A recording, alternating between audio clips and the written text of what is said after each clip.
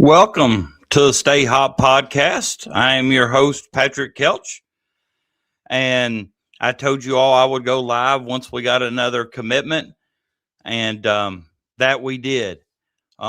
Excited about this one. This is one I thought we'd lost out on a couple weeks ago.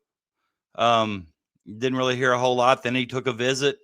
I really wanted that commitment on the visit. I get impatient when they don't commit on their visit. And, once he left Kentucky without a commitment, then all these rumblings start surfacing. You start hearing other schools getting involved. You start hearing a lot of different things that make you think that, Mark Pope in Kentucky's missed out on another recruit.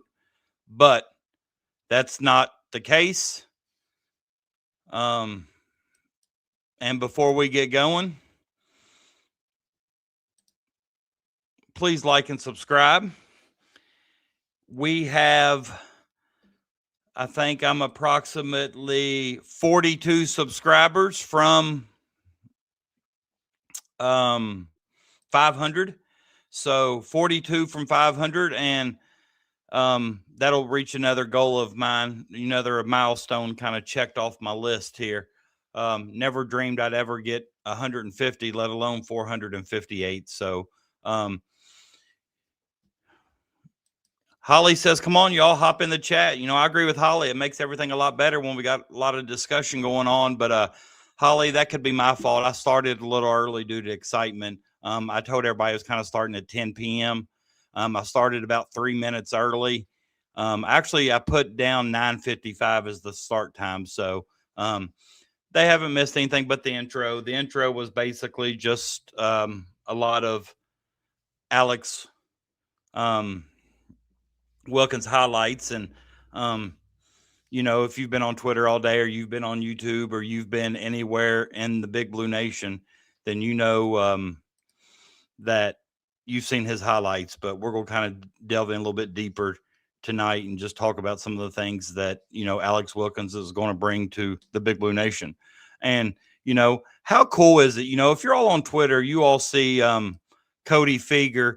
He usually likes to announce a new commitment by doing the whole boom thing. That all started his first year. And, I just remember, we'd be on pins and needles kind of waiting for the boom.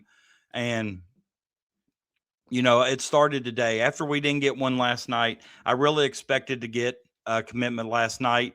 And, there was somebody in the Big Blue Nation Hall of Fame chat that I'm in that screenshotted something or posted something earlier about how somebody reported several days ago that Alex Wilkins is already committed to Kentucky. Kind of took some heat in the chat just because, until we saw the boom from Cody Feger, we didn't know that it was official, I should say. But if you're just now jumping on the show and this is your first time here, please go subscribe. I said it a little bit ago, but we got more people kind of logging on. We're close to about 40 people live already. But I'm up to 459 now. I'm about 41 away from 500. I'm going to leave it up to Big Blue Nation and have them help me out here. I really want to get to that 500. And I'm sure I'll get there, but I'm kind of impatient. I'm as impatient with those subscribers as I am with Mark Pope and his recruiting battles. But Jake, thank you. I appreciate that. You may have made 460 as you did. I appreciate that.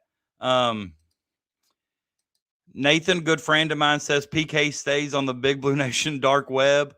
I told him earlier that, we're going to start calling him Dark Pope because they make fun of me every time, I try to give them some information that I find that I, don't know if half of it's accurate or not, but still, I do like to share the information I do get. And if it means I'm staying on the dark web, the Big Blue Nation dark web, then that's just what I'll do. But, thank you guys once again for tuning in. I could do this every night. I love to talk. I love to interact with the Big Blue Nation. Obviously, it gets tiring if you do it every single night, so I'm just going to wait on booms. But what do y'all think about Cody Figure's method for the booms this time? When Zoom Diallo committed, he had a GIF, however you want to pronounce that, GIF, of John Wall doing the boom, and this time he had Tubby Smith. I thought it was a really good wrinkle to what he does, and I just look at Tubby's face here, and boom.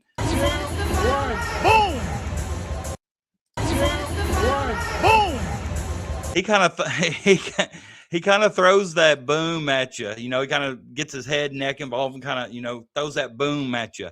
But I really like the idea. It kind of gets me thinking. Who do you think the next person is that Cody's going to use for the boom? He's used Wall and Tubby now, but just think about it. How long has he been holding on to that Tubby to use? He's been holding on to that for a while. But here's our first look at Alex Wilkins in his Kentucky gear, looking sharp in the blue and white. What kind of gets me, and I'm going to talk about it a little bit.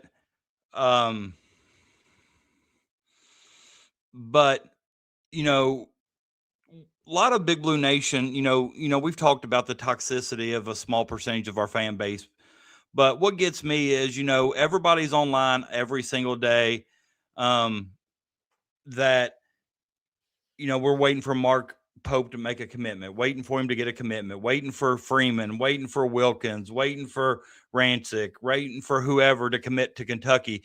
Then once these guys commit, like, for example, Wilkins committed today, and I saw Big Blue Nation talk about how he's not the right fit for this team. Pope's getting commitments in a sense of urgency now. He's panicking.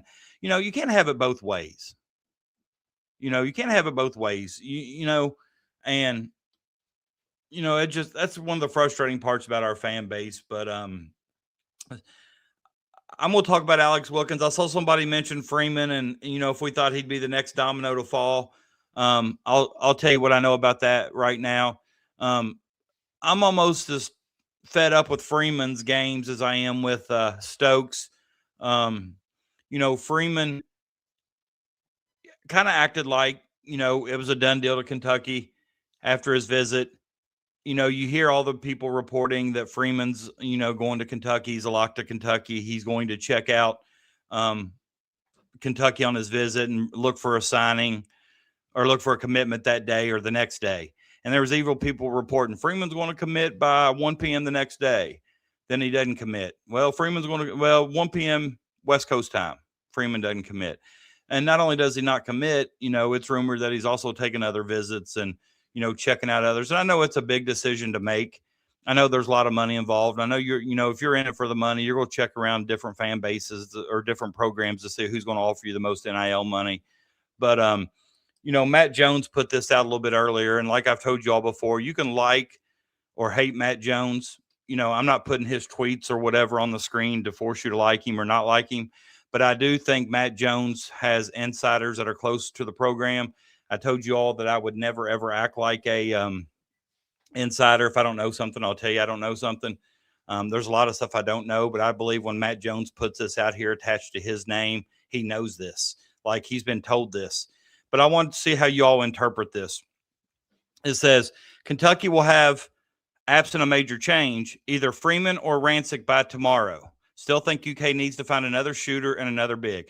I definitely think they need to find another shooter and another big, but that's not what I'm talking about here. When he says Kentucky will have, absent a major change, either Freeman or Rancic tomorrow, do you take that as Kentucky's getting one or the other? Then if Rancic commits tomorrow, that means there's no Freeman? Or do you think that means we're actually in on both of those, but just one of those two could commit by tomorrow? That doesn't mean that we're going to miss out on the other one.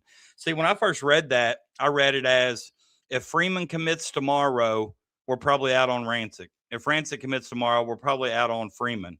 I would like to, we may even hear something tonight. I think everybody assumed that Freeman was a lock to Kentucky because of his connection with Mikhail McLean, who was part of the coaching staff of the Bahamas national team that he played on. But, and then somebody brought this to my attention. I'm kind of leaning to believe, hold on. he made this probably about 4 or 5 hours ago today, Crash. I know I was scrolling through and I saw it. I didn't see it the first time that he posted, but I saw it the second time. I hope he hasn't taken it down by now. But, you know, everything I've heard says that if it's tomorrow, it's probably Rancic, which if you've not seen his highlights, you know, he's a big that moves well, shoots the ball well from the perimeter. And, you know, his footwork's really good for a guy of his size. Rancic is, but, you know, I saw some things today that Freeman just does things that I don't think other fours are able to do. Maybe some, but a very small minority. But I really, if I had my choice, I probably would rather have Freeman. But if you go back and look about Freeman, he's also injury prone. He's missed a lot of games each year. He doesn't always, you know, I think he only played in maybe 19 games this season or something of that nature. He missed several due to his injuries. But, you know, Freeman's, you know, he's just a skilled player that I think would elevate our team to another level. Todd says, I think this means Freeman is a priority, and if he chooses another school, Rancic will be offered a number he can't refuse. I think they've already offered Rancic a number. Now, it may not be one that he can or cannot confuse. I think Freeman is the priority because I think they've been on him longer since day one. But this is what I think here. I don't think he's going to be taking a number, you know, a large number like what Freeman would take. But, you know, with that being said, I'll be happy to get either one of those two tomorrow. And if we get either one of those two tomorrow, obviously, if we get it tonight, I'll probably see it and we'll break it online tonight. I wouldn't be any more shocked than I was when I saw that the Bengals traded for the best defensive tackle in the league. You know, I'm a huge Bengals fan too. So maybe when football starts, I'll be doing some Bengal podcasts. But a huge Bengals fan. And when I saw that they made a trade to get the best defensive tackle in the league, I was shocked. So if we do get another commitment tonight, I'm not going to be shocked. You know, I expect dominoes to start to fall even more quickly now than they did after Diallo. But, you know, Holly's made a couple comments here that I agree with, and we'll just go in and kind of, you know, if I miss some of your chats right now, I'll get back to them here in a second. When I click over to a certain screen on here that only I can see with some notes that I've made, it takes me away from the comment screen. So I'll get back to the comment screen here in a second. But, you know, Mark Pope last year, and I think, you know, it was talked about all season long about his roster construction last year. You know, we didn't have a GM. The roster construction kind of was thrown together. I think he was kind of taking, you know, some of the best players at the time that were available, regardless of fit.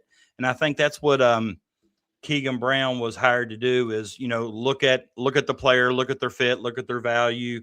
And I want to show you something from Keegan Brown a little bit earlier. I'll share my screen because I didn't because it's not going to take. I just want to show you to you. But when the highlights of Alex Wilkins started surfacing, he started getting the nickname in Big Blue Nation. I've seen him multiple times as Baby Shay. You know, Baby Shay, Baby Shay. And, you know, it's funny, you know, we talk about sometimes how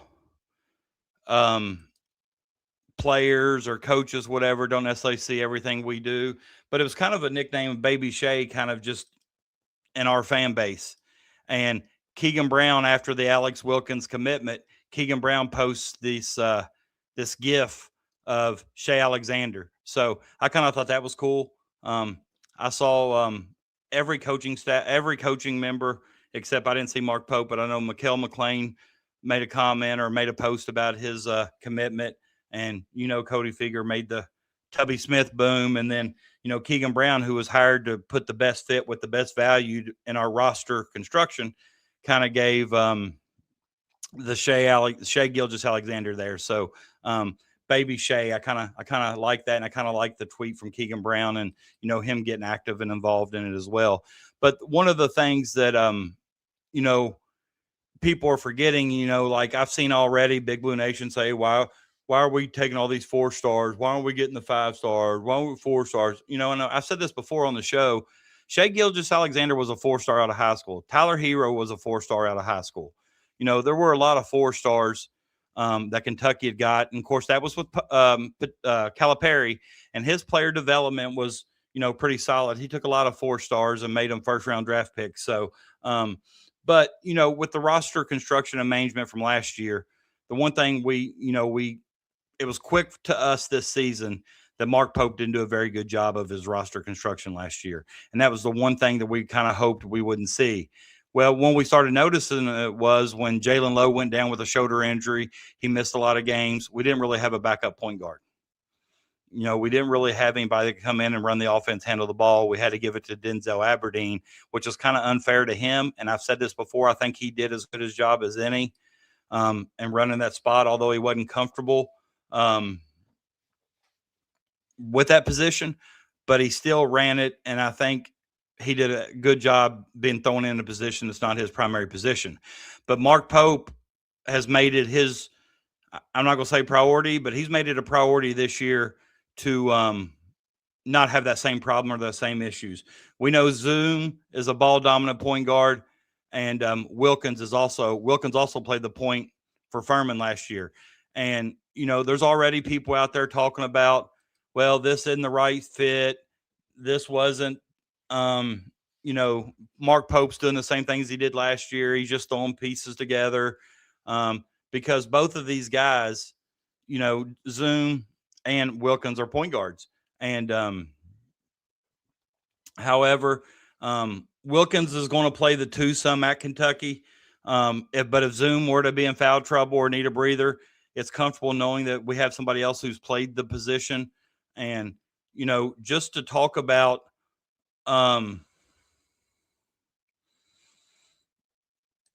this is a good point. 5 stars don't mean jack. DJ Wagner still in college, which, speaking of DJ, he did commit to Maryland. So congrats to DJ and wish him the best. Was Dakota Ooten a 4-star? You'll have to ask Billy Clyde Gillespie that. It's been a while since I've thought of Dakota Ooten. But Aduthiero didn't have any stars. Walter Clayton was also the same way. A lot of people don't realize that Walter Clayton played at Iona before ever going to Florida. So I definitely disagree with those people out there saying that, Pope's this is a panic signing, whatever. I don't believe that at all. This kid as a freshman averaged, 18 points a game and almost 5 assists a game, 4.7 assists a game. But, I kind of looking at, he's a 6'5" guard. Zoom's 6'4". We have tons of length at the guard position. Our backcourt right now is 6'4" and 6'5". He shot 46% from the field, which is pretty good for a freshman in college. 82% from the free throw line. Zoom's also above 80%. So our starting backcourt shoots above 80% from the free throw line. And so that makes you feel really good in close late game situations when both of your guards can step to the free throw line and knock it down. We've not always had that at Kentucky.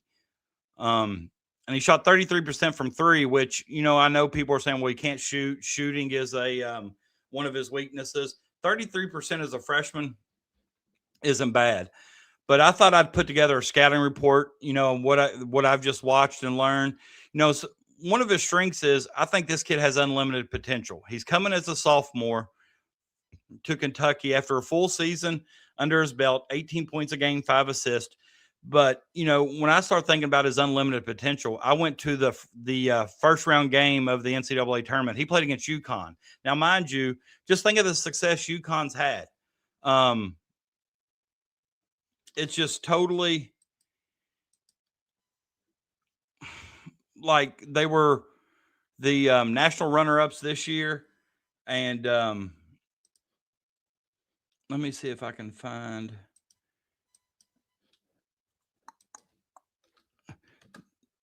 I might be able to find it on Twitter. What was his name? Oh, I know. Never mind. I want you to hear something here real quick. I found this about 15 minutes before going live. So, this made me excited, and I had to this is what why I had to start early. But, go back to that first-round NCAA tournament game against UConn. He had 21 points on 8 of 15 from the field. 21 points against UConn, who, as we know, was playing in the national championship game. So that, to me, tells me that, he can handle, one of the knocks were, he played at Furman. If he played at Furman, he didn't play anybody any good. 21 points against UConn, 4 assists. And here's what Dan Hurley had to say. And I want to remind you guys, for those of you all that have said, Mark Pope can't recruit, blah, blah. And, and I'm the first to tell you that I've doubted his recruiting. We've talked about his quote of telling us on the Dave Baker show to just relax, sit still. I've got this handled. I've got it under control. And I was the first to doubt him.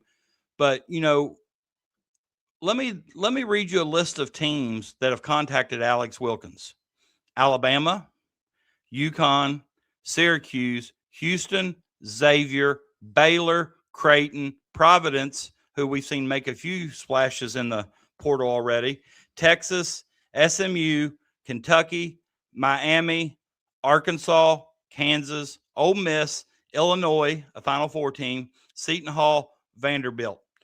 Now, I'm not going to sit there and say, when I say contacted, that means they probably expressed interest. I'm not saying that, they were all in on Alex Wilkins. But if you just take those lists of schools that have contacted him, and Mark Pope, you got him to commit, I think that's a pretty huge get for Pope and a pretty impressive recruiting win. But against UConn, 21 points on 8 of 15 with 4 assists. And I'm going to show you, this is a press conference that Dan Hurley had after the Furman game in the first round of the NCAA tournament, I believe. I got to take this picture of Alex down for a minute.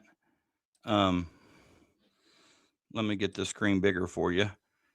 Let me see if I can make this bigger for you. All right, let's listen and see what Dan Hurley says. Great size and, really talented player. I think, coach utilizes him really well offensively. They do a lot of things on offense. I feel in a lot of ways it's like looking in the mirror offensively. We do a lot of the same things. So, they use him the way, we use Silas, the way we use Tristan, Newton at the point guard position. And he's got that great positional size. And you don't see many freshmen that are as productive as he is, or can score at all 3 levels like he can, and is also dangerous as a passer.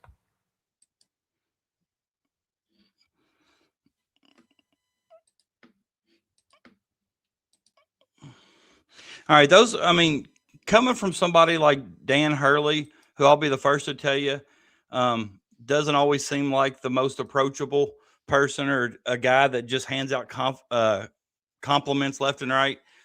He had a lot of good things to say about Alex Wilkins. And for those people sitting out there saying that this is one of those panic commitments, they couldn't be more wrong. And, he plays the 1. But, with his size of 6'5", I think he can play the 2 as well. Shooting 33%. If you saw the highlight clips at the beginning, he makes a few tough 3-point shots. 33% as a freshman, I think. I'll take it. I think he's only going to get better. His size is also a strength of his. Like I said, 6'5". In our backcourt, 6'4", 6'5", also makes me excited on both ends of the floor, not just offense, but defense. Also with Wilkins, he makes extremely good reads and is capable of making all the reads out of a pick and roll. And I think that's something that Zoom Diallo does as well. And I'd like to see Mark Pope, put in like a lot of high ball screens and let him create from there.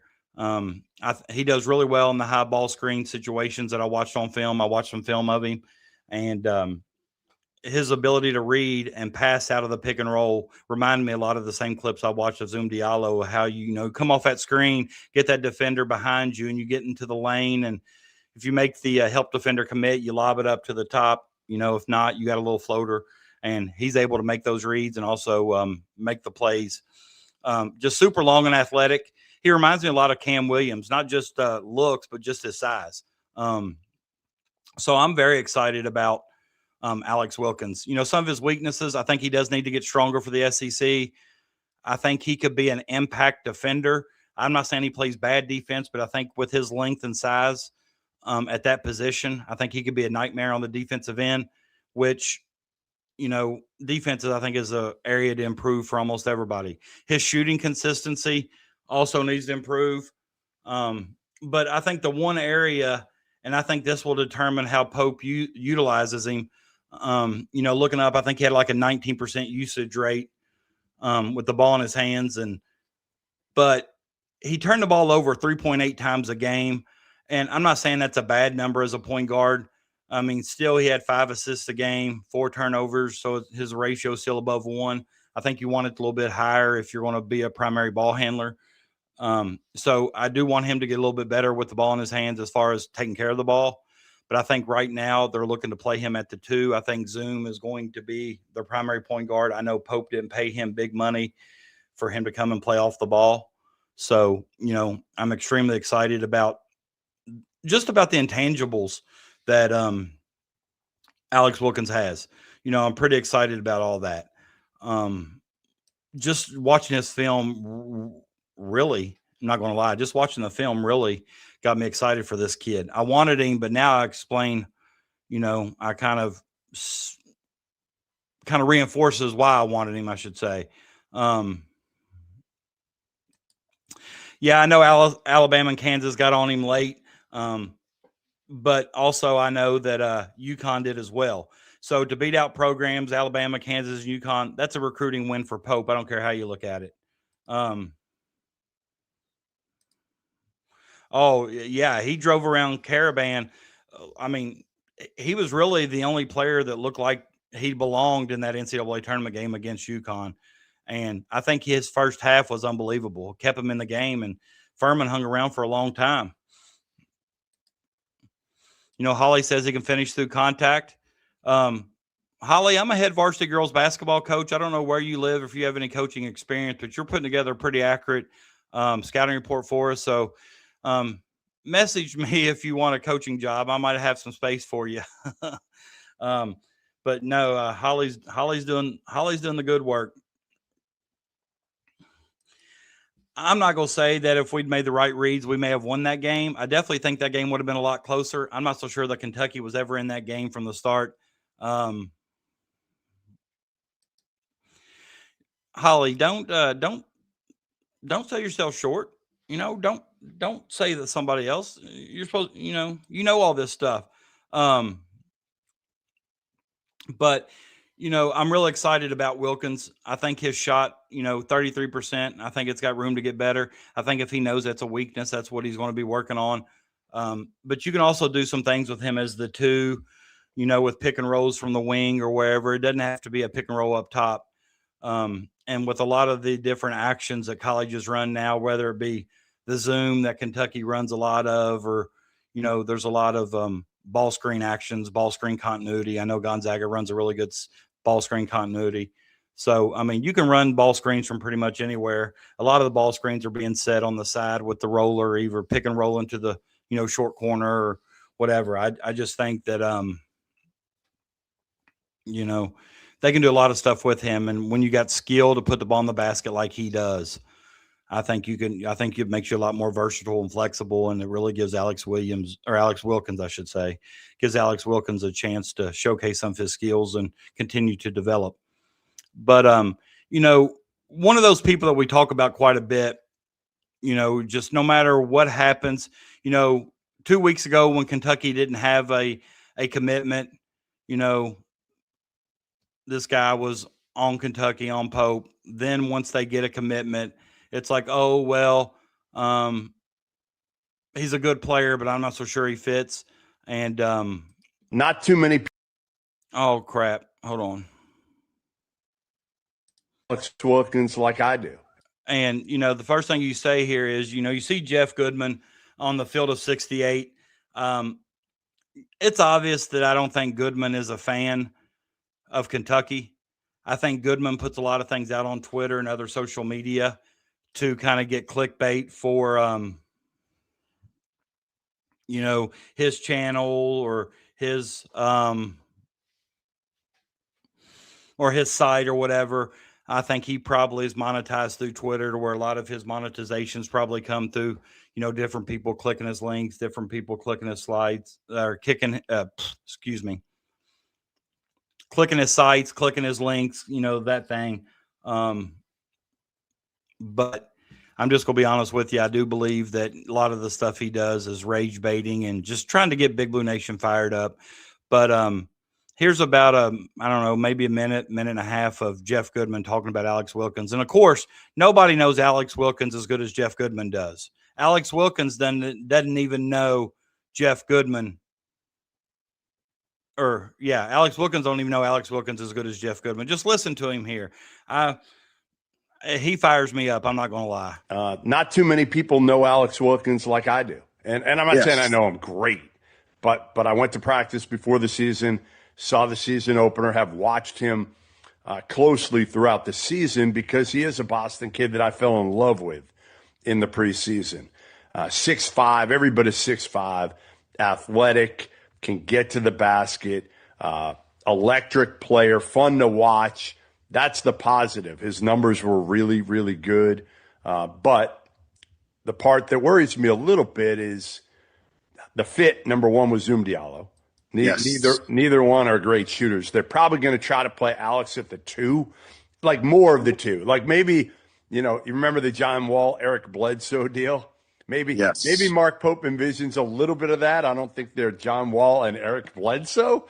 If they can be the poor man's version of those two, they'll be just fine. But they're both athletic guards who can really push it. They're great in transition. Neither are great shooters. I actually think Alex, to be honest, is better with the ball in his hands than Zoom. So it's going to be interesting to see how this thing works. But Alex has great size. He's just got to take care of the ball, make better decisions, value the ball, shoot the 3 with a little bit more consistency. But again, they're both talented. I mean, Wilkins is uber talented. All right. What did you gather from that? Nobody knows Alex Wilkins quite like Jeff Goodman. He said all the positive things about him, and then he went straight into but he can't shoot. Him and Zoom Diallo can't shoot. But to be quite honest with you, it's not fair to Zoom and Alex to be compared to John Wall and Eric Bledsoe either. But if I remember correctly, and correct me if I'm wrong, I thought those two coexisted really well on the floor. That was 2012 or 2010, I should say. I'm sorry, 2010. So that's been 16 years ago now. But I thought Eric Bledsoe and John Wall coexisted really well on the floor.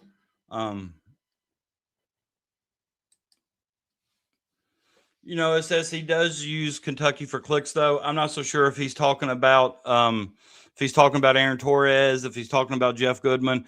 I think all the guys that are national media use Kentucky for clicks, kind of like how some of these portal guys use Kentucky to drive up their value or to drive up their NIL package.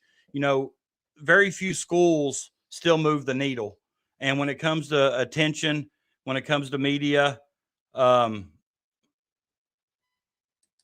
do think, Kentucky moves the needle. And Jake, this is true too, and you're allowed to love all those channels. I watched Field of 68 some. I listen to Aaron Torres some, but also try to keep in mind too, like, I think Goodman here in this video is purposely trying to rage bait Big Blue Nation. We've wanted a commitment for so long. We get the commitment from Alex Wilkins, who, a lot of people feel like was one of the better players in the portal or with the most potential, or one of the players with the most potential in the portal. And we finally get him to commit, and we kind of react like, hey, this is great. We got him. We got Alex Wilkins. And, you can tell on Twitter and other forms of social media that Big Blue Nation is excited right now. But it's almost like I appreciate that, Holly. I really do. But it's kind of like he won't let Big Blue Nation get excited, or he won't let us have our moment kind of thing. As soon as we start talking about how excited we are, then he wants to throw in there, well, he can't shoot. He's not the right fit with Zoom Diallo. And, I guess that'll all be determined a little bit later. We're not going to determine that now before we ever see them on the floor together. And hopefully with that new law that was just passed, did you guys see that where all NCAA teams, boys and girls, can take a trip out of the country every single year now or something like that? I think I read. And I think Kentucky's one of the programs, of course there's a few that can, but I think Kentucky's one of the programs that will actually do it every single year. I just know in some of those long, hot dog days of summer, it's nice to turn on and watch Kentucky play against the Bahamas national team or a group of teams from Canada or whatever they've done in the past. So I'm extremely excited. And that's what I said, Jake. I mean, I thought it was 46% from the field. It could be 48. I'm not 100% sure. Regardless, 32.7% from three or whatever, almost 33%. I don't think those are bad shooting clips. 83% from the free throw line. I don't think those are bad shooting clips for a freshman. But, no matter what, but I did see, and I wish I would have wrote his name down. I did see a few guys from Arkansas basically congratulating Big Blue Nation because they said, if anybody out there says they didn't want this kid in the portal, they're lying. So, I think this is a huge get for Pope, and I'm not going to let anybody dampen my excitement for him. I don't care what anybody says. I really like him, and I really like the fact that he's going to be wearing the Kentucky blue and white, and nobody's going to tell me any different, I should say. But, with that being said, sometimes we hype these players up that we get, and sometimes when we do, I think it puts an ungodly amount of pressure on them. And there's been Kentucky players we've seen. I think DJ Wagner was one of them. He came out of high school as the number one ranked recruit in high school. He's a definite one and done. If you remember that, then DJ didn't have a very good year at Kentucky. Went with Cal, didn't have a very good year, and now he's going somewhere else. But I just want to say kudos to DJ for recognizing that he still needs growth and development if he's going to reach his goal of playing at the next level. How many times have we seen guys stay here 1 year, and just because it's at Kentucky where the one and done so prominent, I think of Daniel Orton. I wish we would have had Dakari Johnson one more year. Some of these guys that,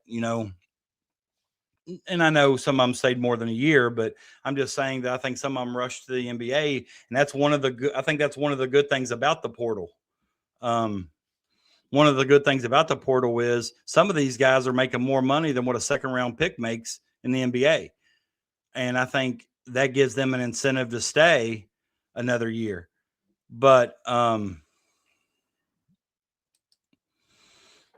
yeah, you can be the next Bernadette Lockmatics. Absolutely. Like I said, I can find a position. If nothing else, I'll just have you scout for me. Where you live, Lexington? You live in Lexington? And it's probably, wrong for me to assume that she lives in Lexington just because we're talking about Kentucky. But Richmond, okay. I've played some teams out of Richmond, Madison Southern, Berea. So, if I'm back that way again, I'm going to have to use Holly as my scouter. And this is what I think, too. I think we still need a pure shooter that can create his own shot off the dribble. I don't know how many of those are still left in the portal. I do know that the kid from Colorado, Rancic, he shoots the ball really well from the perimeter. But as far as getting us just a knockdown shooter that can create a shot off the dribble or whatever, I don't know how many of those are left and how many of them that are left are actually considering Kentucky. I know the portal is, the portal is alive and well, and I think it doesn't end until next week sometime. But I agree with the one thing Matt Jones said here. Still think UK needs to find another shooter and another big. And I will say, I'll tell you some other things that Matt Jones has said. Give me a second here. Let me find exactly.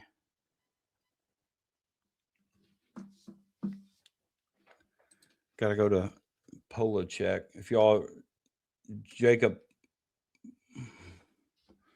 Polachek writes for KSR. He does a lot of the rapid reaction stuff on YouTube with sometimes he's with Pilgrim, Stephen Peak, but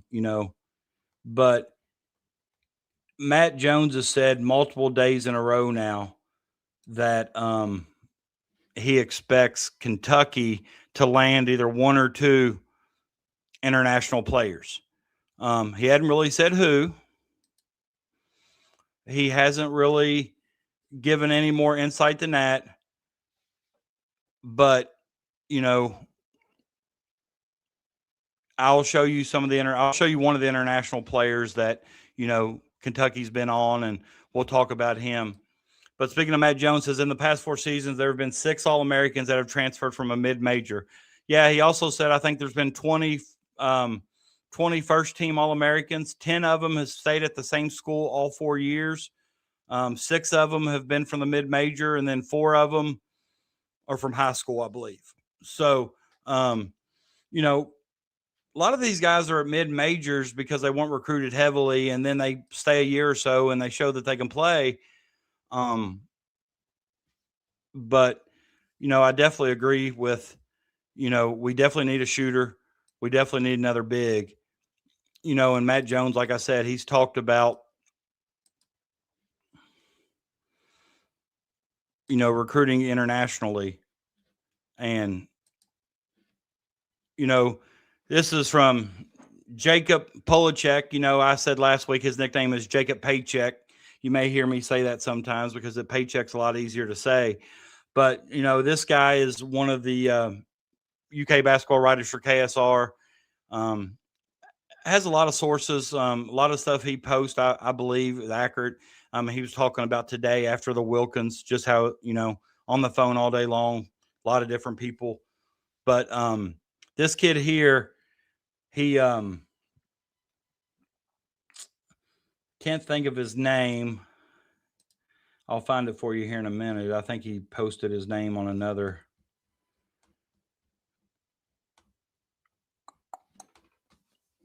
Let me see if I can find it here. I got it on my phone, a little bit easier to find than. But this is Sayon Keita is his name, Keita. Let me go back up here to him. Sayon Keita, he's a big man center. I think he's only 17 years old, so fairly new. But he started for a Euro basketball team for Barcelona. So not sure how at 17, if you're starting for a Barcelona team in Euro basketball, how you're eligible. But right now, it nothing, in your eligibility in the NCAA to me went out the window when Alabama was allowed to play the guy that got drafted, played so many games in the G League. Then you got Dink Pate, who's also a G League guy that we recruited for a while. Crash knows. But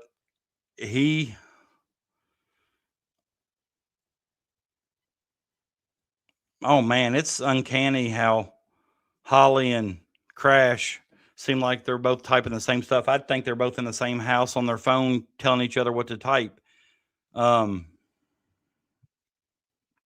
But that was just one of the international people that I know that Kentucky has been in contact with. I hope the other one, if he's talking about one of two, I hope one of them is Slim Jesus. But everything I've read about him is he's trending upwards towards North Carolina. And I heard that just a few days ago. I've not heard anything since. It seems like his whole recruitment's been kind of mysterious anyhow. But, this day and age, a lot of the European basketball game, it makes me think of Illinois, with their roster. I think they could have put 5 guys on the floor that were international players. So that's definitely a route to go. I like to see Pope dipping his toes over in the international waters. But it's just Well, you have more sources than I do. Honestly, I don't know much about him. I just know he's very young and long and athletic. That's all I've pretty much seen, really. I've not really seen many clips or any highlights or anything. But, you know, I don't necessarily believe that Reese Potter and Malachi Marino can be our two best bigs and have a serious chance to compete for a national title. Nothing against those two guys, but I do know Kentucky's reached out to Gabe Dines. Those of you from the state of Kentucky, specifically Northern Kentucky, remembers Gabe Dines at Simon Kenton, 7'5". What I've watched the clips of him, he's a menace on the defensive end with his length at 7'5". I mean, how could you not be? Block shots, but also he runs the floor really well. Somebody put a video up of him blocking Zoom Diallo last year because he played at USC. He blocked Zoom and then ran the floor and caught a lob to finish at the other end. So for somebody at 7'5", his footwork's good. He had a couple highlight plays with passes. Maybe somebody that Mark Pope likes, or somebody that he feel like he can fit into his offense. He likes a passing big man. He likes to run a lot of stuff through his fives. But Gabe Dines is somebody that they've reached out to. I've also heard that they've been in contact again with Sean Good. I think that's his name, Deshaun Good from Robert Morris. I know he also took a visit to Louisville. Louisville, somebody else that's on Good, but he's about the same position as Freeman. So I don't, look at him as a backup center, so to speak. But if you want to win, you got to be playing with thoroughbreds. You can't be playing with plow horses. And last year at times I thought we were taking the floor a bunch of plow horses. We didn't have thoroughbreds. Crashsy, I know right after the season, he said it was his goal to be back. I've actually read the opposite, that he hasn't made a formal announcement yet, or one that we've seen. It's a formal announcement. What I've heard was he's waiting to see who the roster is before he makes a full commitment to come back, is what I've read and heard. One of the national media people put out a statement, say sometime your biggest wins or some of your biggest recruiting wins are getting those people to stay, or getting the right people to stay. Hawthorne redshirted. He's a top 30 recruit out of high school. I'm excited if he stays at Kentucky. I'm excited to see him play, but I think when he's saying he wants to see the roster, I think that's telling me that if Stokes comes, he may transfer. Don't know if that's true.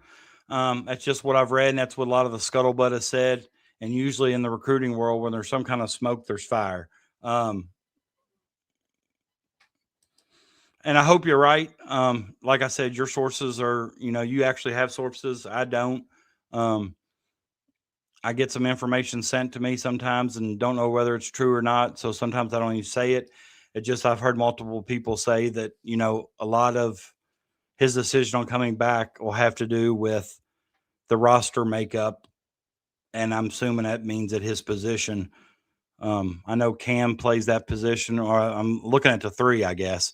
Then Stokes is a 3, Stokes being his size. And if you watch the Jordan Brand Classic game, my gosh, Stokes was unreal.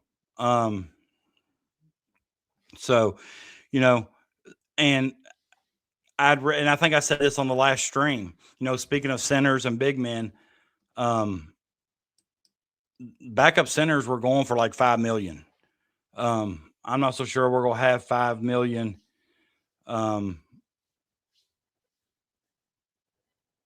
Left after, or what we're using it for, or whatever, after we sign. I'm not so sure we'll have $5 million left for a backup center. Maybe you can get somebody like Gabe Dines for $3 million. I'm not sure. I would think with him being from Kentucky, and I know Louisville's reached out to him as well, I would think that Kentucky and Louisville are high on his list as far as, somebody, we got Crash says he has to decide by Monday. Stokes won't decide until another week from now. And then Jake's is asking, does it close on Wednesday, or do they have to be in the portal by Wednesday?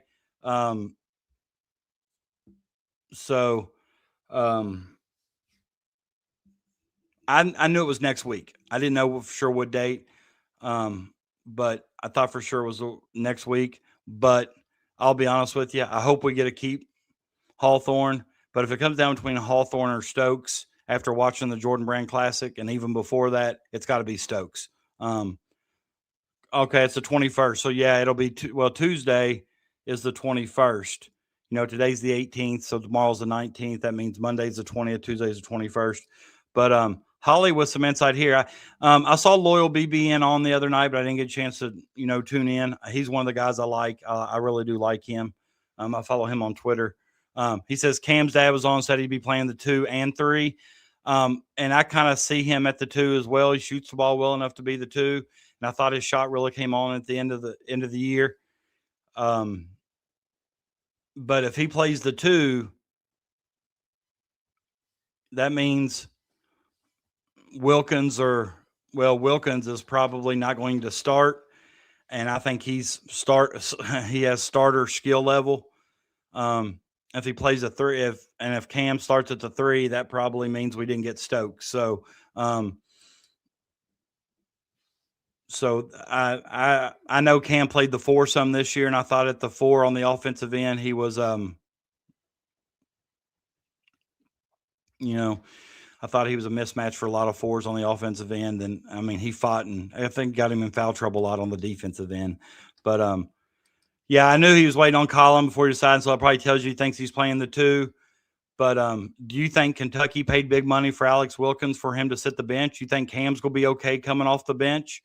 I know that's part of a coach's job is to get players to understand their roles. And, it isn't necessarily always about starting. Sometimes it's about finishing. That's a conversation that'll have to be had. And at that level, I'm sure those coaches have those conversations all the time. Crash says he thinks he'll be at the 3. So, Crash, does that mean you're assuming that we don't get Stokes? I'm just going to be honest with you. The more and more I hear about Stokes, just the more and more I think we get him. And I think it's going to come down to the Nike. Do I think he wants to be at Kansas? Yeah, I really do. A lot of his comments early on basically said that he wanted to be at Kansas. He didn't really want to be at Kentucky. But here recently, I don't know, just, talking about burning all of his Adidas stuff or giving his Adidas stuff away. We talked about it on here, checks over stripes. So he also had a Nike ad that ran today. I don't know if you all seen it yet. Let me see if I can find it for those of you who haven't seen it.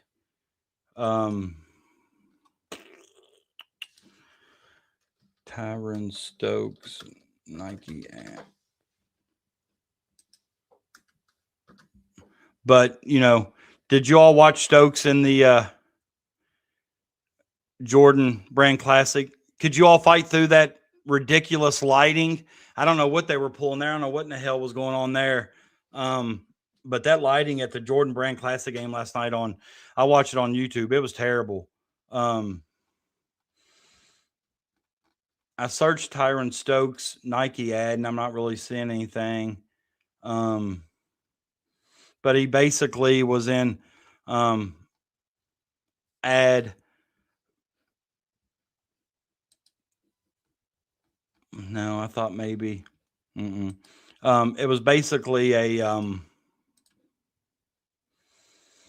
him back with his back against the wall with Nikes on and had on some with Nike or whatever. But it basically, and he had on a shade of blue. I'm not going to say it was Kentucky blue, but there were a lot of comments about, is that a sign for Kentucky blue or he's the biggest troll there is, blah, blah, blah. But I agree that Cam's pretty versatile. I'm not going to lie, I do. But I also agree with Bibbs that, I think he's a 3. I don't think he's a 2. I could be wrong, but but I also think where we talk about Stokes being versatile, I also think that Stokes can be versatile. And, if you want to go small, Stokes can play the 4, move Donnie to the 5, maybe if he commits, or even Rancic to the 5. You got Stokes 4, Cam 3. Then you got Furman. Then you got Alex Wilkins and Zoom Diallo. That'd be a pretty good 5. It kind of gets me excited. I'm not going to lie. I'm not going to get fully excited until, I hear Stokes say, if y'all watched it, did you all stay to the end when he trolled and he said he was going to commit, and he kind of opened his shirt up and says, I'm committing to the Jordan Brand Classic. And I know there were tons of people that were watching that were just sitting on pins and needles or on edge when they heard that, Stokes is going to commit, because that was one of the things when he pushed back his commitment from the Kentucky-Indiana, or not Kentucky-Indiana All-Star game, but the USA game, when he pushes commitment back, and they realized that pushing it back was around the time frame of the Jordan Brand Classic. A lot of people got in their mind that he was going to commit at the game. So I know a lot of people tuned in and watch just in case he did commit. And if he did commit, who was he going to commit to? And he says Jordan Brand Classic, and kind of opens it up, and he's got a shirt on that says Jordan Brand Classic. Just kind of a troll job that, I would expect any high school kid, number 1 player in the country do. But, it says, I want Stokes, but based on Derek Anderson's comments, I think Stokes would ignore Pope. Anderson's comments made me very worried about our coach. Yeah, I saw that on KSR, but I know it was reported before Derek Anderson's comments. I know a lot of people questioned whether or not Pope would be able to get through to Stokes or be able to coach Stokes. I've heard that he's not very coachable. I've heard that he's got a bad attitude. I've heard that he's not a player that a lot of people like to play with. But, when I watch him in these all-star games, which aren't always easy to play because very little defense, or, a lot of one-on-one, a lot of solos or ISOs or what have you, it seems like everybody enjoys playing with him. He's a tremendous passer, and I think that's the one thing that I think I didn't really know about his game that I saw at the Jordan Brand Classic was just how well he shares the ball. And somebody that shares the ball like that, I think you'd want to play with them, because even at Kentucky, or even at wherever he goes to school, he's going to draw not just the primary defender, but he's going to have a secondary defender in position as well. So if you're playing on that team with him, why wouldn't you want to play with somebody that's a willing passer, that being double teamed, that's ready to facilitate the offense, that'll get you a lot of open looks or a lot of easier shots. This is one side that I've not really thought about. I feel like Pope and Stokes could be really good for one another. Maybe so. I've heard a lot of people talk about just, not just Derek Anderson, but several other people talk about Mark Pope and just, too nice and needs to be kind of, they on a lot of Twitter and other fan group chats or whatever, they call him Dark Pope. They're ready for him to unleash Dark Pope. But, it says, I've heard teammates like him. I've heard he can be difficult. It's kind of hard to take any of it too seriously. What I say about it is, I've had those players that are difficult to coach. But a lot of it, if it is, I've learned that some of the players that I've dealt with, and I know it's the high school level, who, these players aren't, Tyron Stokes skilled or have the future ahead where he's going to make millions and millions of dollars playing in the NBA. But a lot of times when they're not well liked, or even if they're well liked, they can be difficult. It's because they have a passion for the game, a passion for winning. And sometimes the sports can bring the worst out of you. But you know what? It can also bring the best out of you too. I've also heard that Blue Bayou thinks that he'll walk all over Pope. That seems to be a common thought. It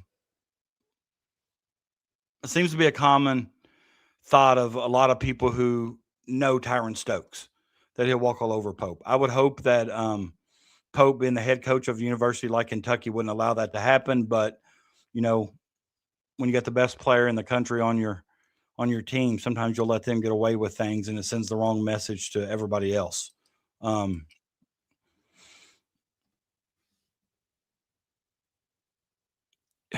It says he's very critical of Pope developing players and basically not teaching the middle game and developing that dog mentality. I heard that. And I just don't know how you can teach somebody to have that dog mentality that don't have that type of personality. But that's why I'm coaching high school and not Division I basketball or anything else. A lot of times these players that don't have that dog mentality, it's because they're usually pretty timid, have a timid personality. And the ones who have that dog mentality at the high school level usually have a pretty aggressive personality. As far as developing players, I mean, there's instances where I can see that, but I do think there are also other players who have maybe gotten better under Pope. I do think that Oway had a down year this year compared to his first year at Kentucky.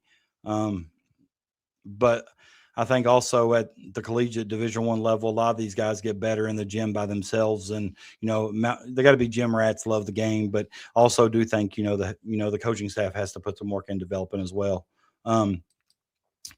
That's a very good comment. People said a lot of the same things about DeMarcus Cousins. He was a hothead, which he is. He was uncoachable, which I didn't see that. He really liked Cal. Him and Cal had a pretty good relationship. But I tell you what I like about Cousins now, and not necessarily Cousins, but just like a lot of the Cal players are still standing with Kentucky. And I know there were a lot of players that played for Cal at Kentucky have pretty much Brandon Knight being one of them is kind of a Cal guy, So it's, I've always been the type that I like a team. I follow that team no matter who's on that team. Like, for example, I'm a Boston Celtics fan. I wasn't a Paul Pierce fan. I was a Boston Celtics fan. So when Pierce, Garnett, Ray Allen, those guys all got traded, I was still a Boston Celtics fan. I do know there's people out there that are LeBron fans, and no matter where LeBron plays, that's who they're going to root for. And I'm not saying there's something wrong with that. It's just not how I am. I'm the type that I ride with the team. I don't ride with any individual players. If they're not on the Celtics team, or if they're not, basically if they're not for me, they're against me. And that's kind of the way I look at it. Bibb says, I rode next to Pope on a plane years ago. He was the most soft-spoken, kind person to me, a nobody. He's going to have to channel some Patino to be wildly successful. And I see that. I mean, when you hear Pope do press conferences, or you hear him talk, or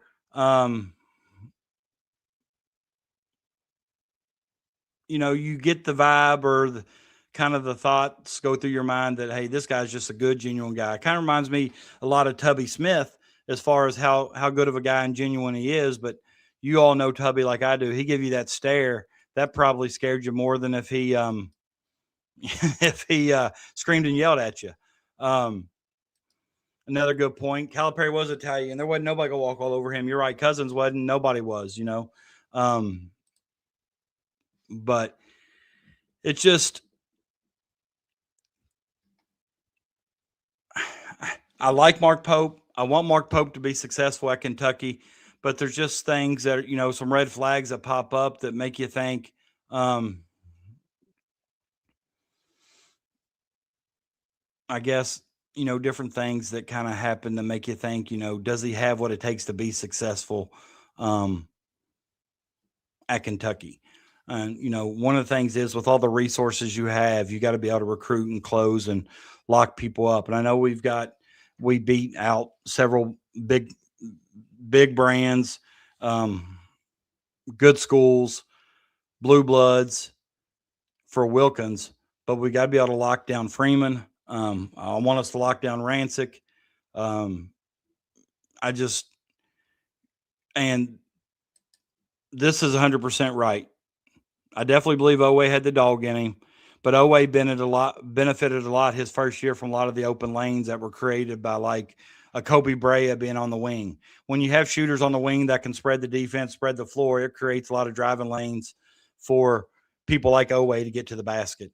I thought Oway shot a lot more threes this year than what he did his first year, and I think that's ultimately why at the times Oweh didn't have a very good year, is because I think he's relying too much on the 3-point shot.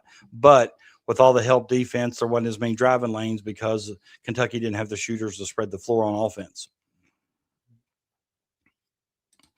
Yeah, I agree, Holly. We have. And, like you mentioned a little bit earlier in the chat, I didn't put on the screen, what we see from Mark Pope in public is probably not the Mark Pope they see at practice. I agree with that. No coach is the same in public as they are inside the locker room with the door shut. That's no matter what level you're at. But, if somebody like Derek Anderson, who is a Kentucky alum, won a national championship at Kentucky, but if he's going on air publicly saying some of the things he said about Pope, it's just, I'm not going to say it's a bad look, but it may give you a little bit better insight on why maybe some of these players aren't picking Pope. Some of the players want to be coached hard. I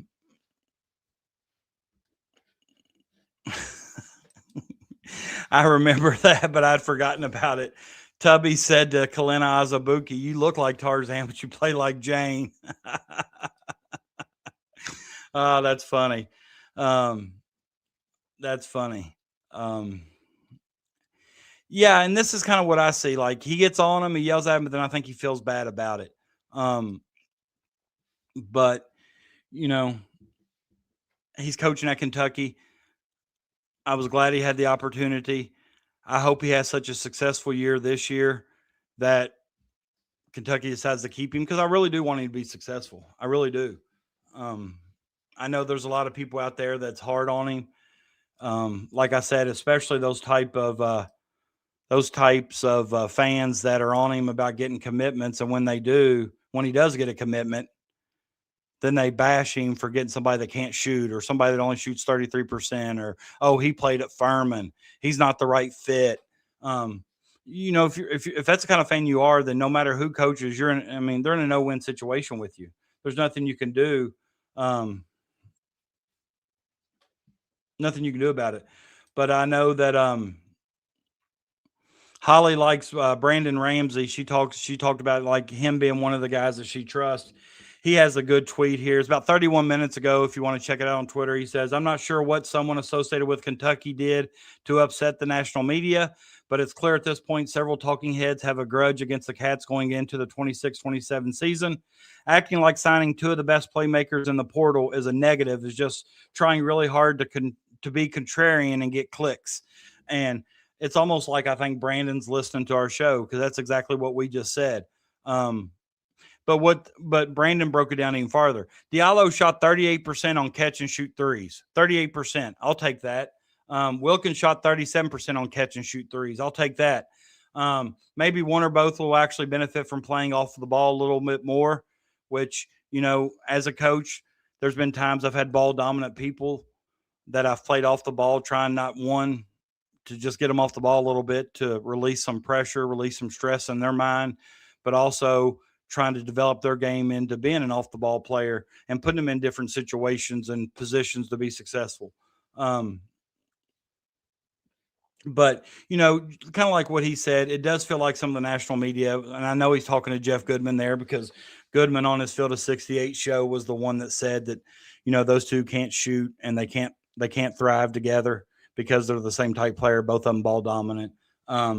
But it says, "I'm not proclaiming Kentucky to have the best backcourt in college basketball, but these are two most talented guards and have been in Lexington since the Pope era began. He and the staff will either figure out how to use them or they won't, but simply acting like it's unheard of for two players who are elite playmakers playing side by side is foolish and shows your bias towards the Cats." I couldn't agree more with what Brandon Ramsey said there. He definitely hit the nail on the head with me, because that's what we talked about here kind of, at the beginning of the show. But,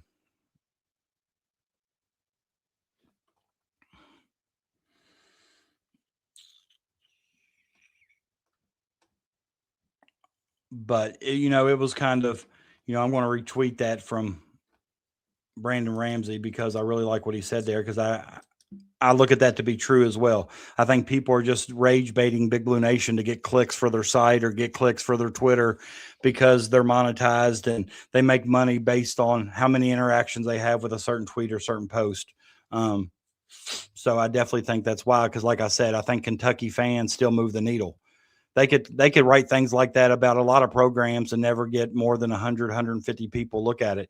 You write something negative about Big Blue Nation or Kentucky basketball, and you're probably getting thousands. But I'll stay on here and talk a little bit more, but we got over 115, 120 people watching. If you're watching and you're new here, please like and subscribe for me. Anybody that's new, please subscribe. I'm up to 463, so that means I've got 7 or 8 new followers. I've been getting close to 15 to 20 new followers every show, but that means a lot of you are coming back because you're probably already following me. But if you don't and you're new here, please subscribe to my channel either now or before you leave it. I set a goal 500. Like I said before, those of you that are new, I never expected to get 150 followers, let alone 500. So if you can help me get to 500, then we'll shoot for another number, maybe 750 or something. But and this is 100% true. Oh my gosh.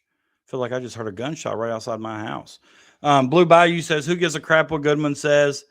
And Holly speaks facts. Nobody with any sense. Bryce says, still don't know why Pope won't get a ball handler that can get his own shot like Pope had and Kobe Brea. I'm not going to say that yet until I know those aren't the strengths of Wilkins and Zoom.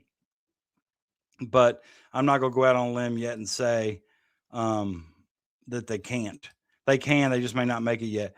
I love our pickup with Wilkins, favorite player in the portal. I don't know how Diallo will work with Wilkins. You must have seen the Jeff Goodman interview. I think they'll be fine. I really do. And if you remember when, I think it was with Cal, but when positionless basketball, y'all remember that term everybody kept throwing around? Positionless basketball. I know there were teams in positionless basketball that wanted as many playmakers on the floor that they could get. And like Brandon Ramsey just said on Twitter, he believes that these are 2 of the best playmakers in the entire portal. So I don't think it's a bad thing. Brea was really, really good. And, and every time somebody says nowadays that,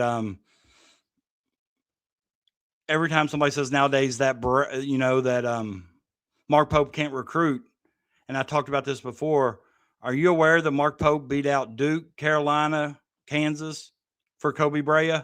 So I'm not, I get frustrated with Mark Pope, and I was one of the first ones that when he put the quote up from Dave Buzz Baker about, just trust him, let him get the job done, just sit back and relax. I was the first one to kind of doubt him, I guess I would say. And I think at the time that he said that, it didn't really stick with me. But then after the portal opened and all these other people getting commits and, here we are still trying and people are visiting, people are leaving, people still aren't committing. I started to have a little bit of doubt. I really started having doubt when I thought that I'd read that Alabama had kind of surpassed Kentucky and the Alex Wilkins recruitment. Then, when Donnie Freeman left, being such a, good relationship with Mikel McLean, he leaves and he decides to take other visits. It just, it's hard not to doubt, but, I'm trying to teach myself to be patient, sit back, relax, and let him do his job.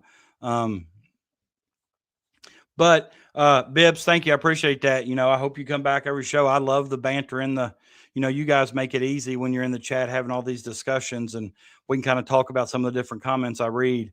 I agree, but Pope isn't Cal. Cal's good with leading egos. And I don't think anybody has said that Pope is Cal. Cal's a Hall of Fame coach who's been doing this a long time, who's had #1 recruiting classes. But also know that Pope in his 2 years at Kentucky has been comparable to Cal's last 5 years at Kentucky.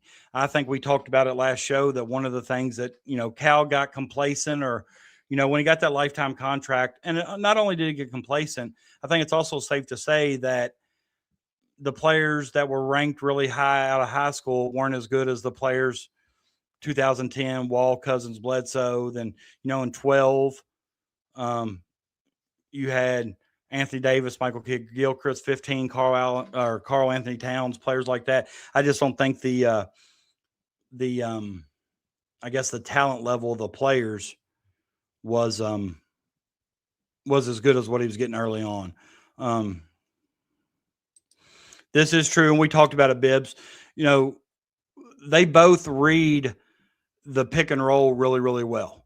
And any read that's possible off the pick and roll, they already can make. They can make those reads. So, and one of those is, if you're running a high pick and roll and there's no switch, you might have a nice little pull-up jumper. And both highlight films of Zoom and Wilkins that I've watched, both of them do hit the mid-range jumper at a very high clip. So I think that's also really well.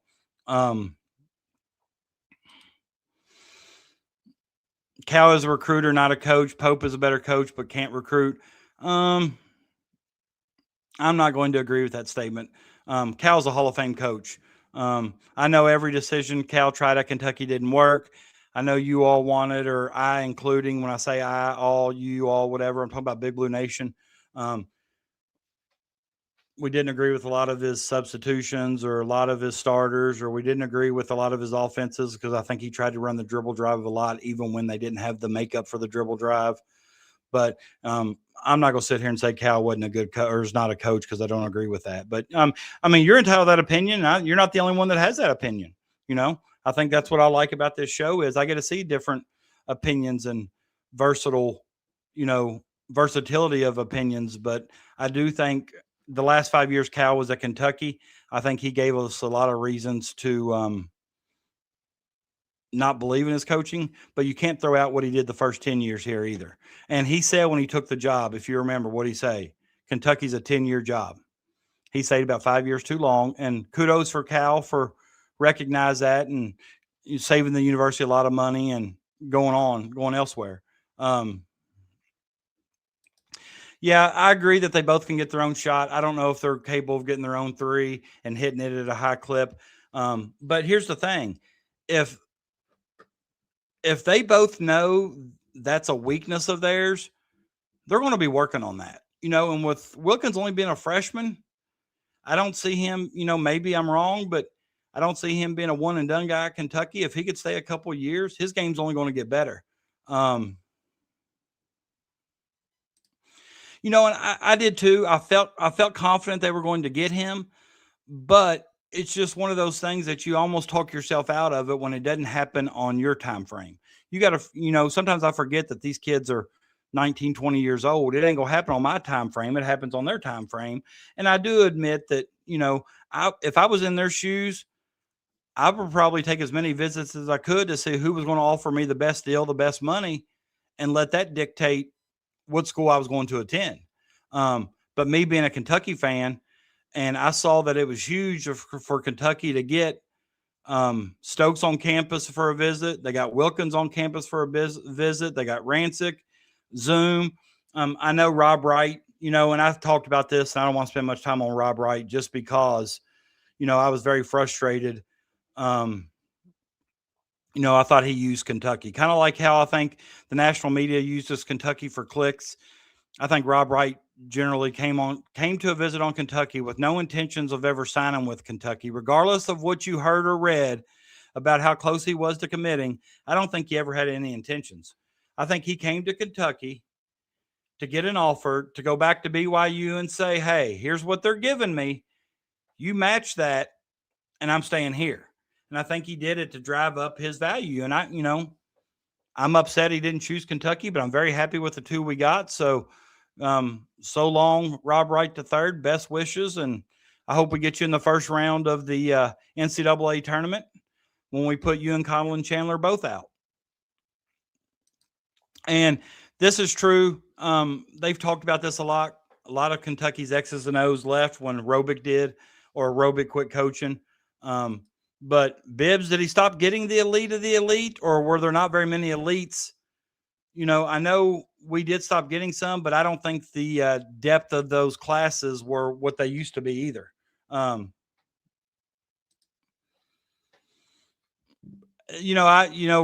And that's why I said that when I saw that Alex Wilkins committed today, and the first comment I see on the post is talking about how he can't shoot or how he's not the right fit. Him and Zoom can't play together. Well, how do you know they can't play together?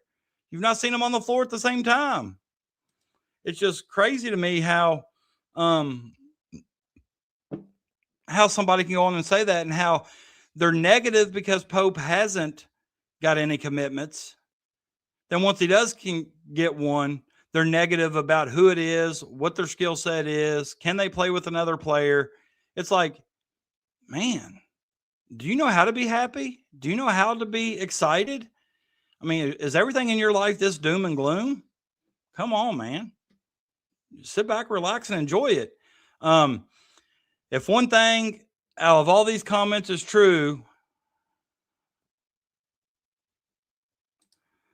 sorry, man, my bad.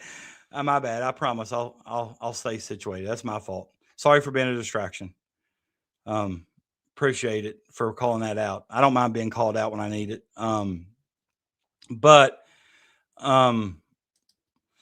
if there's any one statement on this in this chat that I feel to be true, or I want to be true, it's this one here. But we've got a little bit more people in the chat than what we had at the beginning. But I want to know what your all's thoughts are about this comment from Matt Jones. I know you all seen this a couple times if you've been here through the whole show, but we've got, some more viewers now that are new. I see their names in the chat. Do you feel like, when you read this message from Matt Jones, I want to know how you interpret it. Okay. So if you're new, so basically if you just joined the show in the last 20, 30 minutes, says Kentucky will have, absent a major change, either Freeman or Rancic by tomorrow. How do you interpret that? Those of you that are new, do you interpret that as A, it's either or? If we get Freeman tomorrow, that means we're out on Rancic. If we get Rancic tomorrow, we're out on Freeman. Or one of those commit tomorrow, but we still may get another one later. What do you think? We'll see, Brian. I don't know. I think he's definitely got more sources and inside sources than I have. I honestly don't think he would put this out here if he didn't know for sure. I mean, because in the portal, a lot of these people get judged or get follows or subscriptions based on how right they are. Well, I'm going to follow him. He was right 3 out of 4 times, or every time he said somebody was going to commit, Kentucky got to commit. So I do believe that he definitely has some inside sources. But I don't want this tweet to mean we get one or the other, because I think I want Freeman, but he's injury prone. If something were to happen to Freeman and he were to go down, he only played 19 games last year. I'd love to have Rancic as a backup. So, what's your thoughts on that? Matt does jump the gun way too much. I agree with that. He does. And sometimes I think he does put out stuff a little too quick sometimes, but I definitely think he knows. I don't think he would attach his name to that tweet if he didn't know. And if you remember, I think Matt did really good with Cal. And, the coaching staff was a lot of Matt's inside sources. He's kind of said that before. But, those last 5 years, when KSR was really hard on Cal on the radio, Cal kind of cut all ties with him. Matt stopped getting information. Blue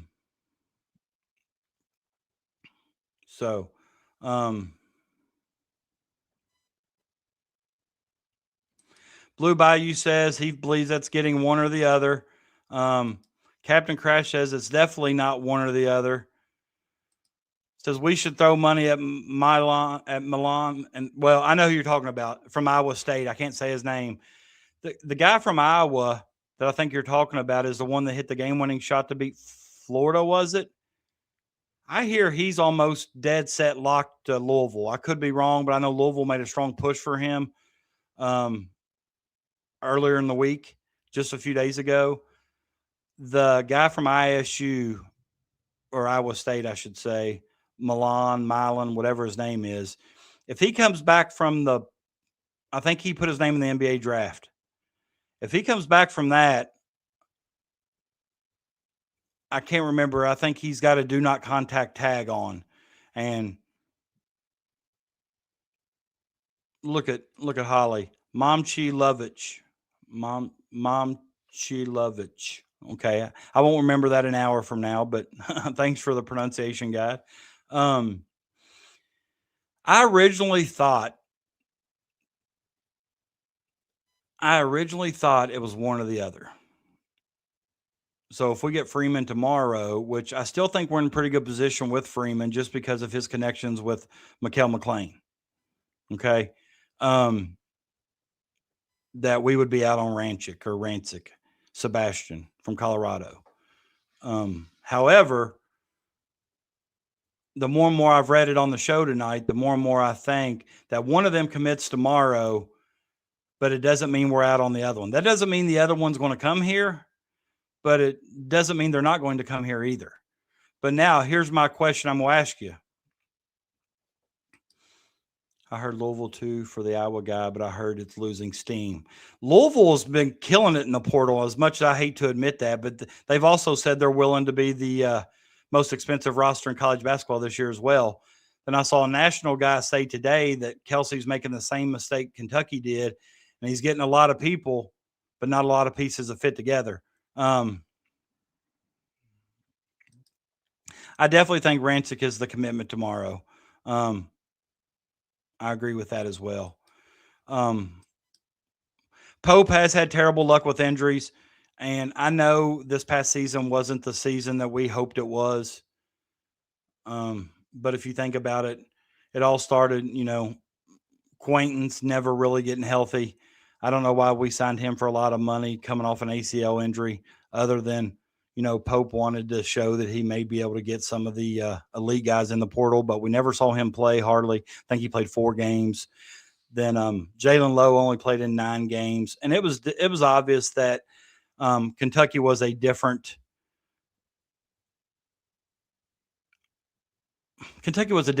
team with Lowe on the floor, I believe. I think there were a lot of times Lowe tried to do too much and was selfish and didn't share the ball enough from the point guard position, but I think we were a different team with him on the floor. And then Cam Williams was hurt there for a while. I know Cam came back and played in the tournament, SEC tournament and NCAA tournament, but we're going to see a healthier Cam Williams next year, and I think we're going to see his game jump. Yeah, we talked about this earlier. If you look at it, a lot of teams now are getting guys from the mid-major. Matt Jones put a stat out. 6 out of 20 first-team All-Americans, 6 have come from mid-major, 4 from high school, 10 from being at the same school all 4 years. But I think if you check that again in 10 more years, I think you're going to see that number from high school get lower and kids staying at the same school all 4 years. That stuff just doesn't happen anymore. I see people talking about Louisville when Mikel McLean got hurt. They weren't the same team either, which, you can't expect to be. He was an All-American. He's really good. I agree we're going to be fine without Lowe this year. I was talking about with last year's roster, I thought we were a different team when he was on the floor. But, let me check Twitter to see if there's any, when he says by tomorrow, I don't know if that means by midnight or by the end of the day tomorrow. Matt Jones says, in just the last 3 seasons, First team All-Americans have come from UAB, Morehead State, Iona, Ohio, East Carolina, and Northern Colorado. Because, he commented that because some member of Big Blue Nation says that if Pope was targeting this kid from Furman since the very beginning, that it's very concerning. Pope shouldn't be targeting kids from Furman. I'm not even going to react to that. That's nonsense. And the more of these people you follow on Twitter, the crazier some of the things you read that are just downright. you almost want to ask them, are you real? Like, if somebody's stolen your account, are you typing this stuff on purpose just to get a reaction? Like, are you really that dumb? But, and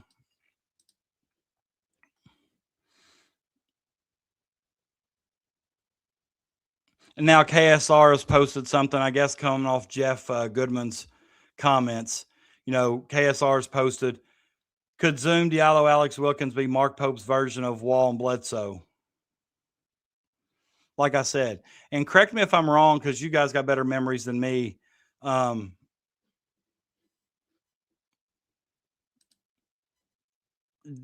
it obvious, or did you feel like Wall and Bledsoe had problems coexisting on the floor? Ja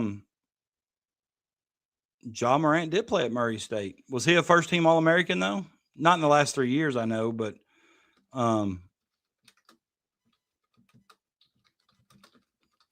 I just don't remember, honestly don't remember Wall and Bledsoe ever having issues on the floor together. I think Bledsoe was aware that Wall was the man. And if you remember, I think Wall missed a few games that year for whatever reason. Bledsoe filled in. And didn't Bledsoe have one game where he had like 20-some assists maybe? Or no, that was maybe Hagen's maybe. Maybe I'm getting confused. Bibb says, what's the scouting report on Rancic? I don't think I watched him last year. I will tell you that this is coming from NBA Draft Room. I looked it up a little bit earlier when I was looking up information on Wilkins and a few others. It says he isn't the biggest name and is flying under the radar as a prospect, but he is highly skilled, has a great frame, and he's got a possible NBA future. He's got good strength. He's a combo forward who can stretch the floor and guard multiple positions. Look for him to start showing up on draft boards and get more attention from the draft community. He has a chance to be really good. And they have a list of, let me see here if he's on this list. No. But, I feel like that's a pretty good scouting report on him. The highlights I've watched from him on Twitter, if you're on Twitter, you can type his name. You can probably find highlights. He can really stretch the floor. I think his footwork's pretty good for a big. I think when I say big, I'm talking about his size. I think he's like 6'10" or something.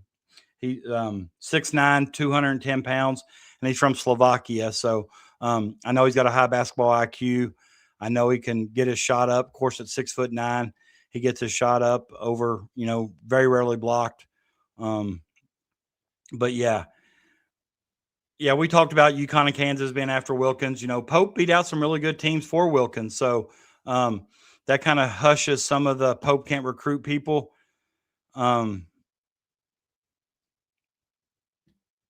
know it's just one player, but like I mentioned, Kobe Brea, his first year, he beat out Duke, Kansas, North Carolina. And we talked about this too. The thing that scares me about Freeman is he's injury prone. And I'm going to look this up to make sure because I've said this number a couple of times. But I think Donnie Freeman only played in, if I can find it. I think Donnie Freeman only played in 19 games last year.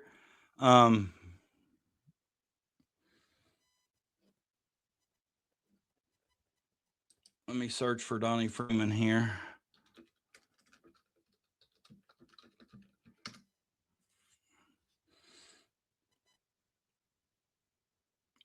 I know that his injury was a foot injury. But yeah, actually in 25-26, he played in 23 games. 23 of, what was Syracuse's record?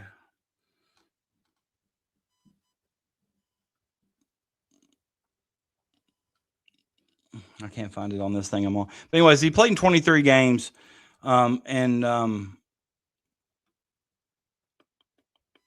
He lost on March 10th to SMU. He played 34 minutes.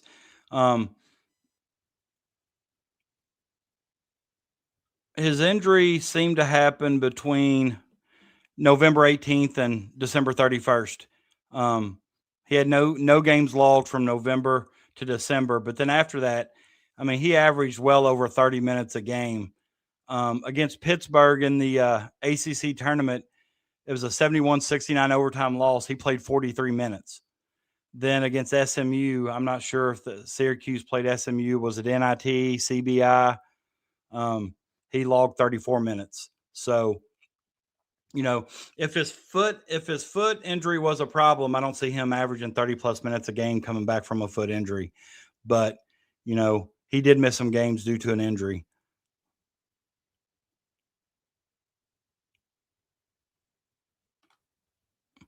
So, right. He says Pope seems to do well with cerebral players. I think that's where he has to focus on recruiting. That kind of gives me hope that Stokes would do well. And I think that's the part that they hired Keegan Brown for. I think, you know, the roster management, the roster construction that Keegan Brown's helping with, I think they're trying to focus on value for that player instead of overpaying or whatever. What kind of value, you know, do you assign to this player here? And I think they're trying to, you know, find those players who aren't necessarily stars, but can run his system really well and be a contributor for a low amount of value, if that makes sense. I don't know if I'm explaining that well, but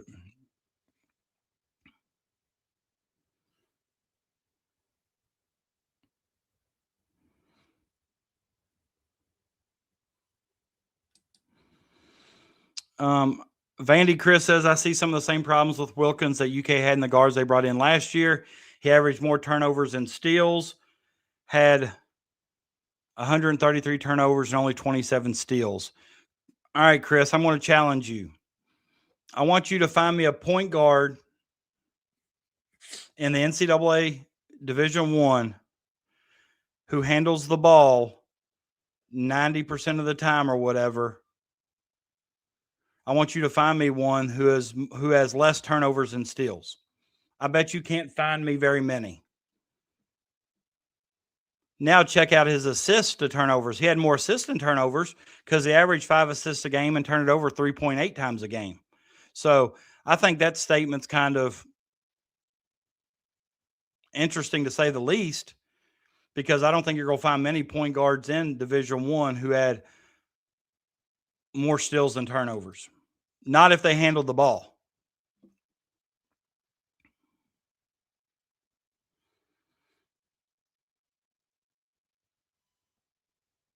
So I'm curious. And that's what we were talking about. And that's that 2-word phrase you have there at the end, ball dominant. That's the whole reason why people are speculating that him and Zoom will not fit well together, because Zoom's also ball dominant, and you can't have 2 ball dominant people on the floor at the same time. Which, like I said, back when they were throwing around the words positionless basketball quite regularly, you wanted as many playmakers on the floor at the same time as you could get. And I really believe that, you know, people are trying to talk up a problem that's not there. But to say that it's the same problem Kentucky had last year with their guards, that they have a lot more turnovers and steals, I think that's an unfair assessment.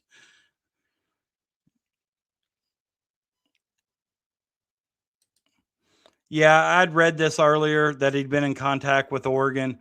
If he likes to play with high cerebral guys, and I know that Jasper Johnson just signed with Oregon, but Oregon would be one team that I think could, of course, they're a Nike school as well, but I also think that Oregon would be one that could probably come up with the resources to get Stokes. And it's kind of like I heard people say that, he wants to play for Kansas, but he's not going to play for an Adidas school. He really don't want to be at Kentucky, and I think he's made that obvious. So why not just commit to the third team? And that way, he still gets a Nike school and he's not at Kentucky. No, Holly, I really haven't. I haven't heard anything on the coaching position. It's open. And let me ask you this.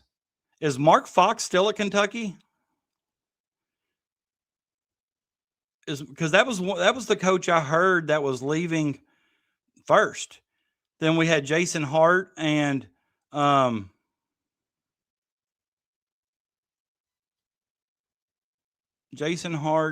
then Alvin Brooks. All right, you show me one guy. I bet there aren't many who have.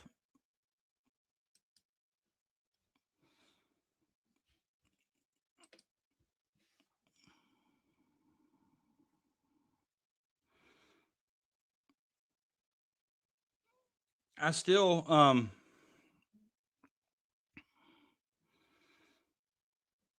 bet you can't find many that did that. It's not easy to do.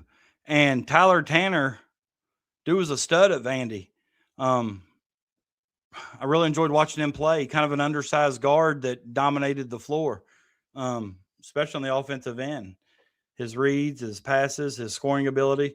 I really liked him. I was kind of glad that I think he announced he's going back to Vandy, I think. This is a good point too. At Furman, Wilkins had to be ball dominant. Valid point as well. Yeah, I'll look that up. That was the first thing I heard kind of after the season, that the coaching turnover, don't be alarmed that Kentucky's going to lose several different coaches, like a mass exodus. And that at that time, if you remember, we talked about it. That's when Jason Hart was being thrown around as the next head coach of Pepperdine. And Alvin Brooks went to NC State.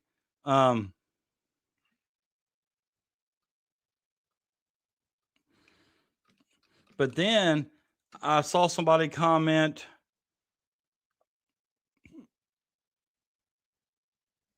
I'm trying to look. I did see somebody comment.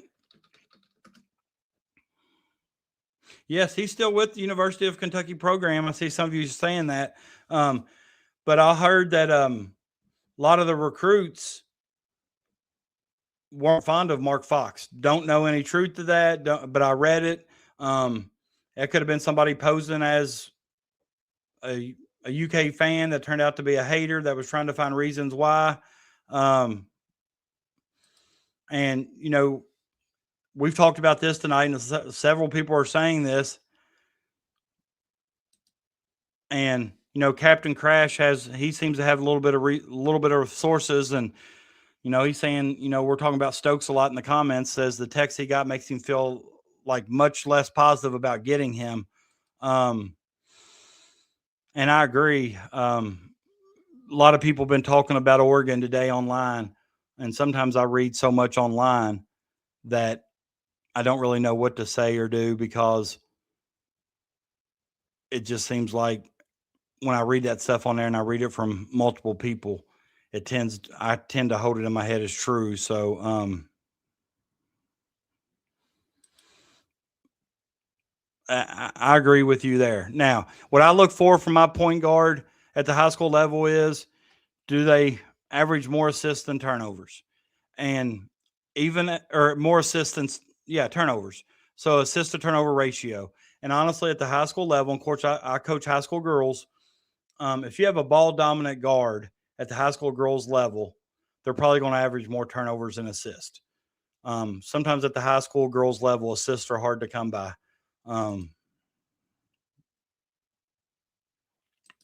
And I agree with this. There was a lot of times I felt like Mark Fox at Georgia underachieved, and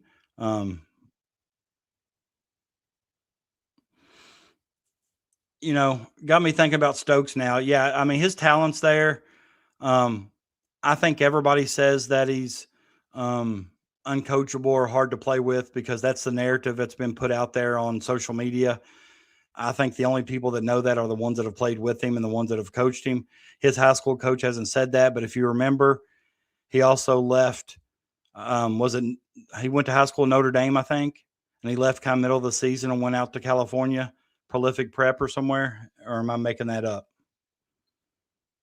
I don't think I'm making that up, but I could be.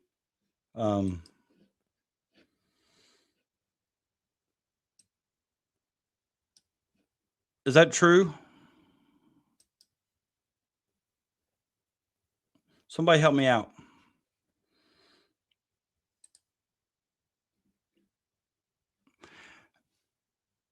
I want to know, I mean, are every single one of those players you mentioned, are they all ball dominant guards?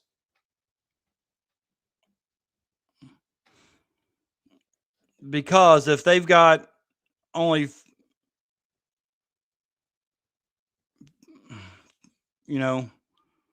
5 steals or something and 3 turnovers or whatever, that's kind of misleading. And this is true.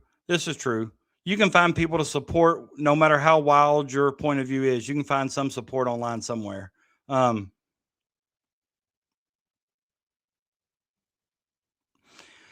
That's the one area that concerns me, Chris. I'm not going to lie. I know Wilkins is 6'5" and Zoom 6'4". I think both of them have the capabilities of being really good defenders.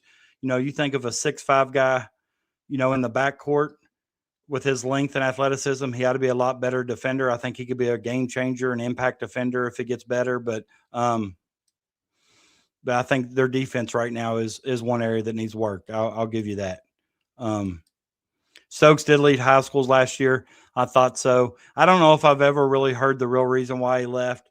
I've heard people give me their reasons to why he left, but I'm not 100% sure that's the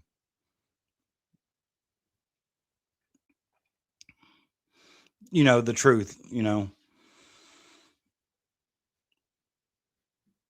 But, we talked about this, about Mo Williams already making, kind of an impact. All I heard about was how an elite recruiter Jason Hart was.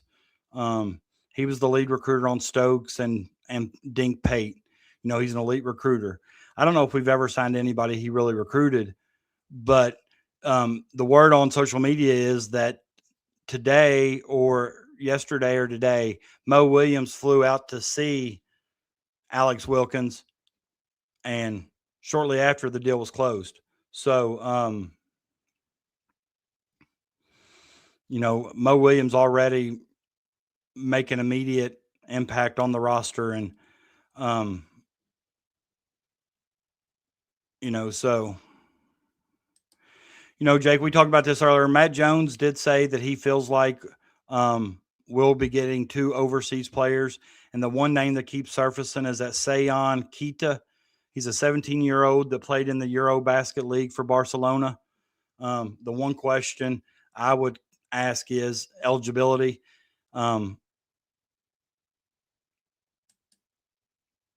So I don't know how you can play for a Eurobasket professional team and then, have immediate eligibility. But stranger things are happening now in the NCAA. Alabama had that kid that was drafted and he played so many G League games. And I think that's a perfect way to describe Mo Williams.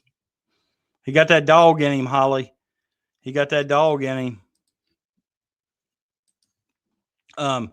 But the one name you're probably going to hear in the next few days, and you all probably heard this. Oh, okay. Yeah, that's right. Stokes was reportedly fighting. I think he beat up another kid. Yeah, I think you're right.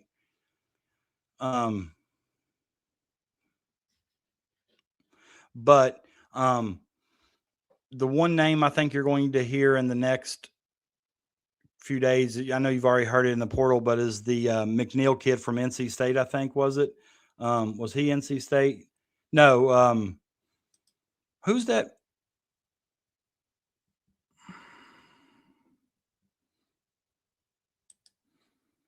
McNeil that shot the 40% from three. Oh, yeah, he's from Boston University. Okay. Michael McNair. I thought there was another McNair Jr. No, that's McNeil. McNeil is the NC State kid. McNeil.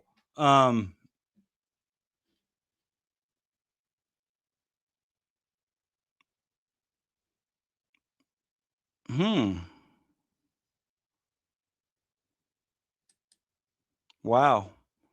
This is an interesting take. I'm feeling Mo Williams is setting himself up to take over Kentucky basketball. I would not be shocked if his next UK coach under a new AD.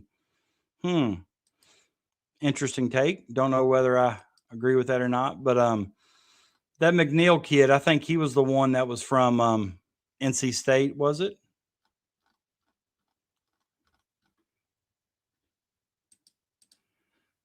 Is that right? NC State? I'm second guessing myself now. Yeah, okay.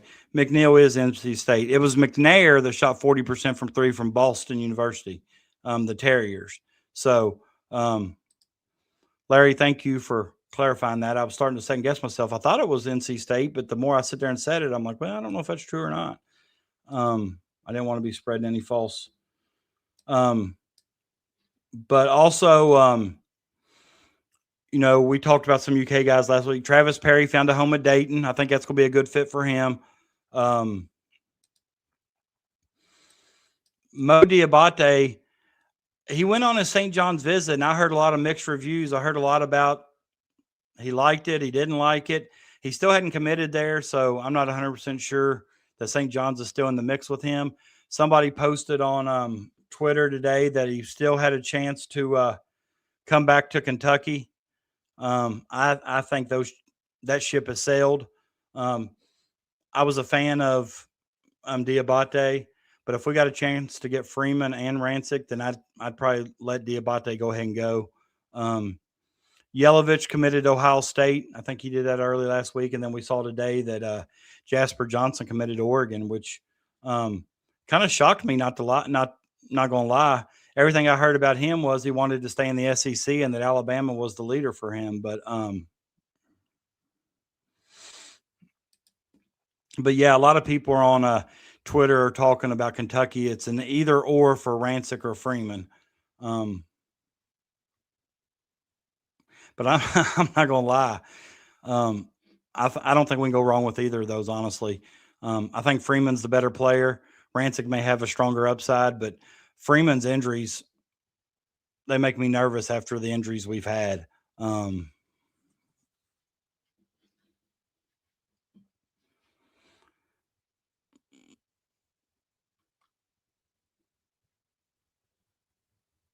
just looking through some of your comments here. Kentucky basketball went to hell when Drake was banned. That's funny. We're under the Drake curse. Have you seen it on social media this week? And I don't know if I think KSR talked about it, how when Anthony Davis went down in 2012, I think it was the Elite Eight game, maybe. He went down, and a lot of people thought he was seriously injured.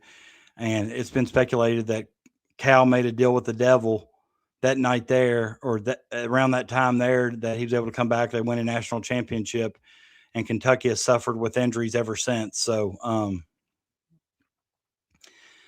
I do hope Diabate goes to St. John's, because I think he's the perfect type player for that program, and that's the kind of player Pitino likes. But I have no reason not to believe Crash right now. I really don't. I'm just saying what I'm reading. I do think Rancic probably commits tomorrow, and then if Freeman does, it'll be later on. Yeah, UNC. Excuse me. Past my bedtime, about an hour past it. UNC has really turned over their roster since Mike Malone from the Nuggets took over. If you remember, they had the number one point guard in the class signed, and he pretty well told him, look for another place to go. And his brothers are in the portal, so he kind of decommitted, and I think they're looking to be a package deal now. But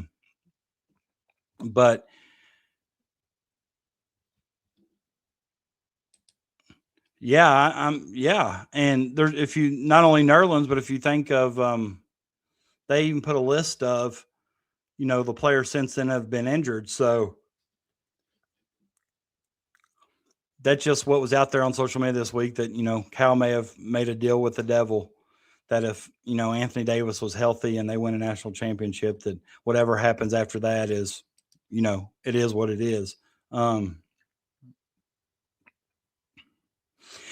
I like is some of these people on Twitter, after each commitment, they want to give you what they think the roster is going to be. And some of these rosters they put out there are just so unbelievable. Yeah, it's Mingo, Bry. It's Mingo, but I think his brother, the Mingo brothers, I think are both still available. And I think they're looking to be a package deal. I really thought Pope would go after Mingo for a point guard, but he must have known. But if you think about it, we've got 3, and Mason Williams was a 4-star too. And right now, you're looking at him being a 3rd-string option at point guard, which I think he needs a couple of years. But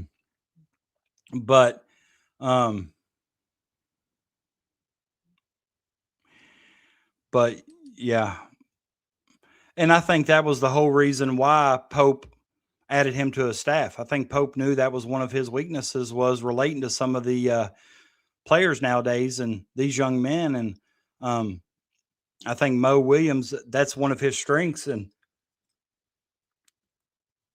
it's actually, if you think about it, he's been instrumental in getting Zoom and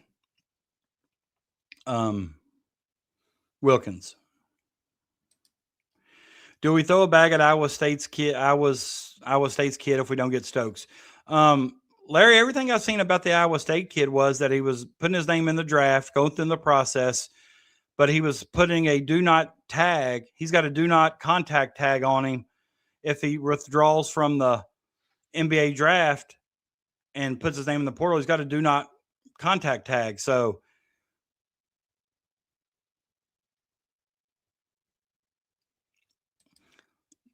I don't think that excuse me. I don't think that Mark Pope's going to be adding Derek Anderson to his staff after Anderson's comments on KSR. I don't think we're interested with Ruiz at all. He's way too much of a project for me to be excited about.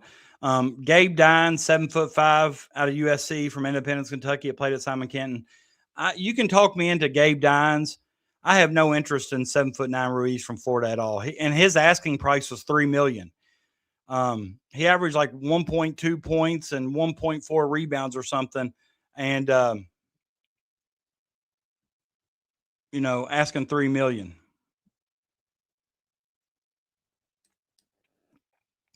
His last 6 seasons, he went 71 and 110. Are you talking about Mo Williams? Was that at Jacksonville State?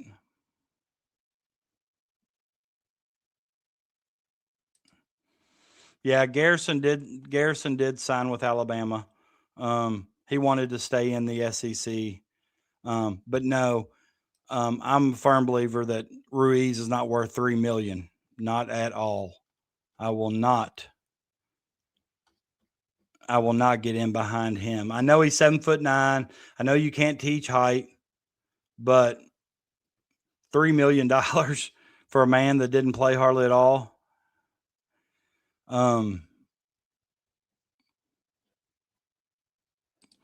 What website did you see that at, Jake?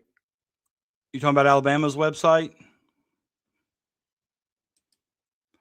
I really like Reed from UConn. I thought Kentucky had a chance with him, but the last thing I saw about him was that he was going to sign with USC on 3. Maybe they just haven't updated yet. But yeah, Garrison has already put out something about Alabama.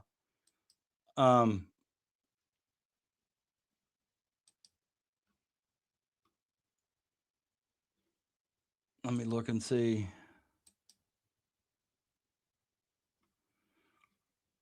I'm trying to find.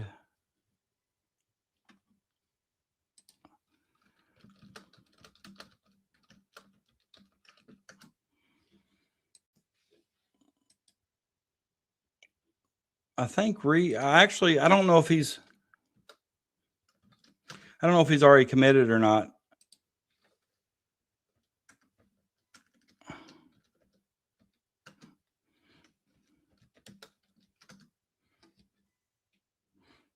He's visiting USC, presenting a potential key addition for Eric Musselman. He's a skilled big man. It doesn't really say anything else about his visits, but I read and heard that it's almost like he's probably going to USC. Will they take a post-dated check? No doubt. If they'll hold it for 2 weeks, then I'll contribute. I see money. Oh, Vandy says Reeves going back to UConn.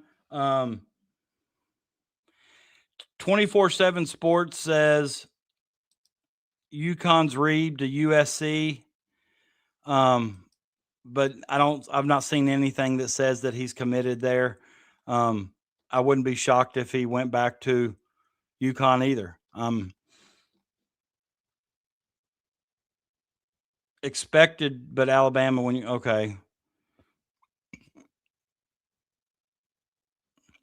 Yeah, go ahead and prepare yourself for this. It'll be BG time all game long. Freeman walks around like a 1998 version of Patrick Ewing. That is great. Probably with ice on both knees.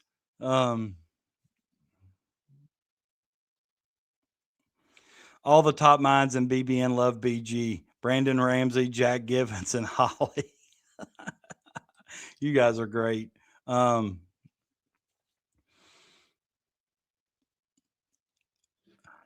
That's funny. I love talking to you all on here. I mean, it's great. And I think there's another kid from Robert Morris that Kentucky's been on. Is it the McBride?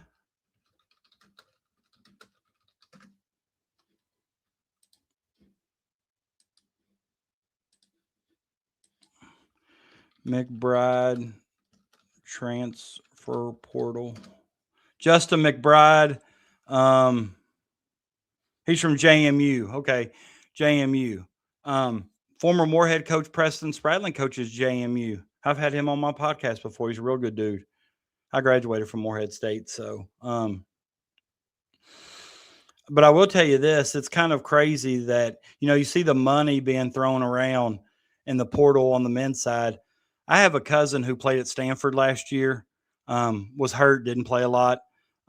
She transferred to Tennessee, so she just signed with the Vols, which I'm not going to lie, kind of hurt this Kentucky fan, but she's family, so I'll always cheer for her. She's 6'4" out of California, played for Jason Kidd Elite AAU. Her name's Harper Peterson. She just signed with the Lady Vols. But when you talk NT or I'm a teacher saying NTI. When you talk NIL with her and you hear the numbers being passed around on the women's side to the men's, significant difference. But she did have a teammate in AAU that just left Texas. Her name's Jordan Lee. And Jordan Lee just signed with South Carolina, and she got over $750,000, which, that's a lot of money. But, Oliver Rue from Florida at 7'9" is demanding $3 million. So, yeah, the Lady Vols roster is a mess. I think that's, I think she goes there. She gets a fresh start. Hopefully she gets an opportunity to play. I'd love to see her come to Lexington, every year where I could actually get a chance to watch her play. I saw her play AAU a lot when she came to Louisville or Cincinnati, Spooky Nook. But so wish her the best. You're always going to cheer for family, whether it's Tennessee or not. It's one of those instances where you hope Kentucky wins, but you hope she plays well. Say here. Says, I understand how Freeman Rancic fit in the offense, but where will the rebounds come from? Are we sure we can depend on Malachi for that? Not solely him. I know Zoom's a good rebounding guard. Cam Williams is a good rebounder. I think Freeman averaged almost 8 rebounds a game.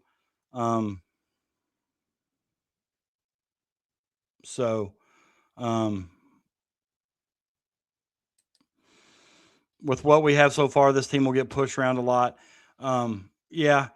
And that's the one thing that kind of scares me is, how physical the SEC is. And, and that's why I think, a lot of these guys have to put on muscle, put on strength, and still, it may not be a lot, but I think that's, if they even go after, Trent Noah he did a really good job rebounding the minutes he got last year. But I also know too that, if they do go after Gabe Dines or put makeup, I know Gabe Dines said that Kentucky, he did have a Zoom call with Mark Pope, and usually after a Zoom call there is a visit. So if they get him on campus or whatever, I like Kentucky's odds there. But he's 7'5", and he can definitely help with the rebounding. I think anybody in the SEC, Bryce says SEC's tough. Kentucky has a top 10 strength of schedule. And I think next year's schedule is tougher than what they had this year. But, I think you can make a case for a lot of teams in the SEC have a top 10 strength of schedule. It's tough.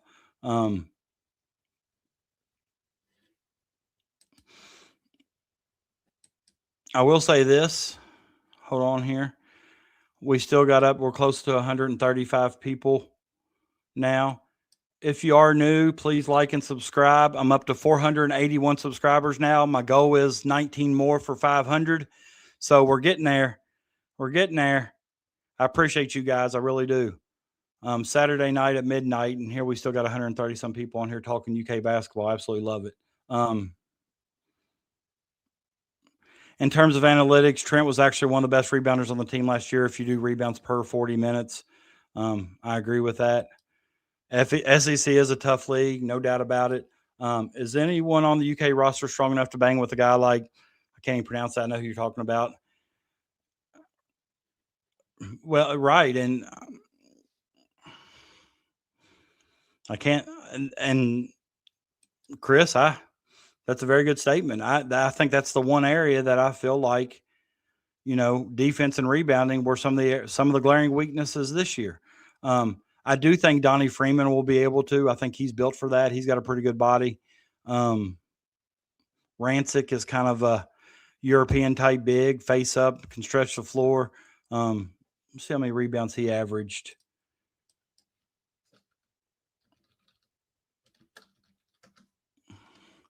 He only averaged 5.6 rebounds. But he was a freshman or sophomore. 5.6 rebounds. I'm sorry. Only played in 28 minutes a game. How big is he?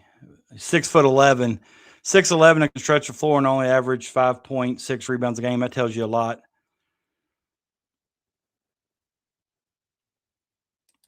And this is kind of what we've said. Stokes is an instant game changer. There's no doubt about that. Instant game changer. That kid of Colorado has a body for banging down low. Yeah, he's 6'11", 220 pounds. And if you go watch his highlight tape, you can find it on Twitter. There's been a lot of people that have shared it or whatever, but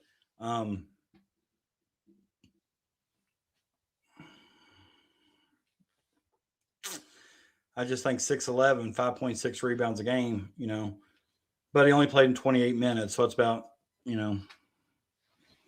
take that for what you will. Not bad numbers for 28 minutes. The Stokes really want to go play with Mr. 6'7". I think he wants to be at Kansas. I'm not so sure that Taylon Kenny's the reason. But he wants to be at Kansas, but with them being an Adidas school, I think Nike's kind of playing hardball. They had him in an ad today, a new ad that came out from Nike with Stokes in it.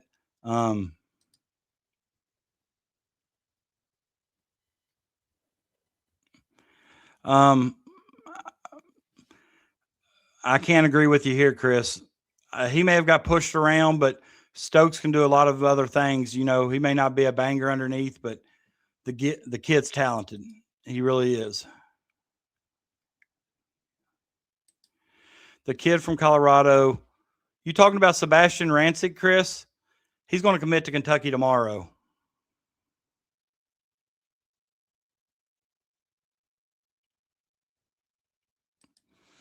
And this is what the buzz has been on Twitter for most of the day today.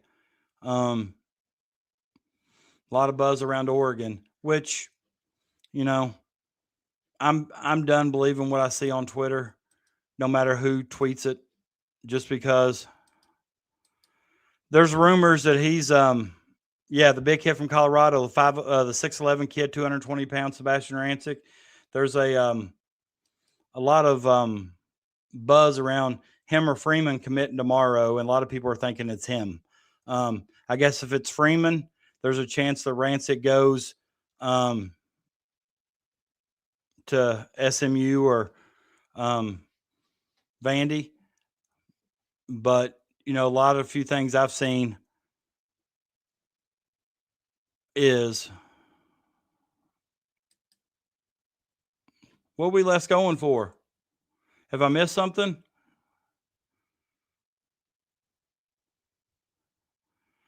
What's Blue Bayou less going for? He's been pretty negative about some of the Kentucky. What's he excited about now? Has he tweeted something I missed? I really do think, I honestly think that I could be wrong, but I think Rancic commits tomorrow. I'm looking on Twitter and I don't see any updated news, but you know how Twitter is sometimes. It gives you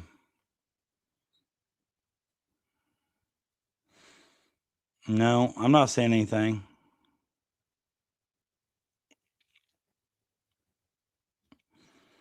I don't know. Maybe Blue Bayou will type in and tell us.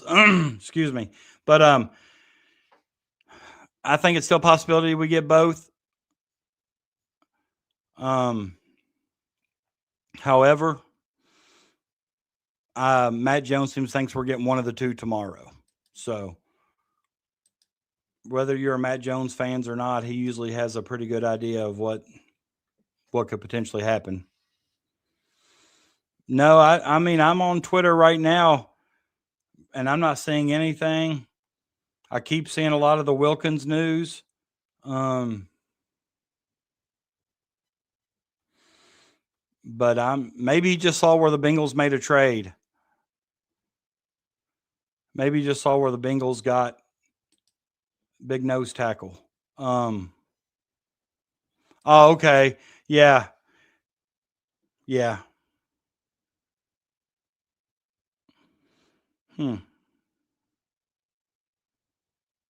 Not familiar with him, honestly. I really am. I'm not saying that. I just don't know who he is. Another name that I've heard surfaced, I think you're thinking of Gabe Dines, Ronnie, Dynes. Gabe Dines.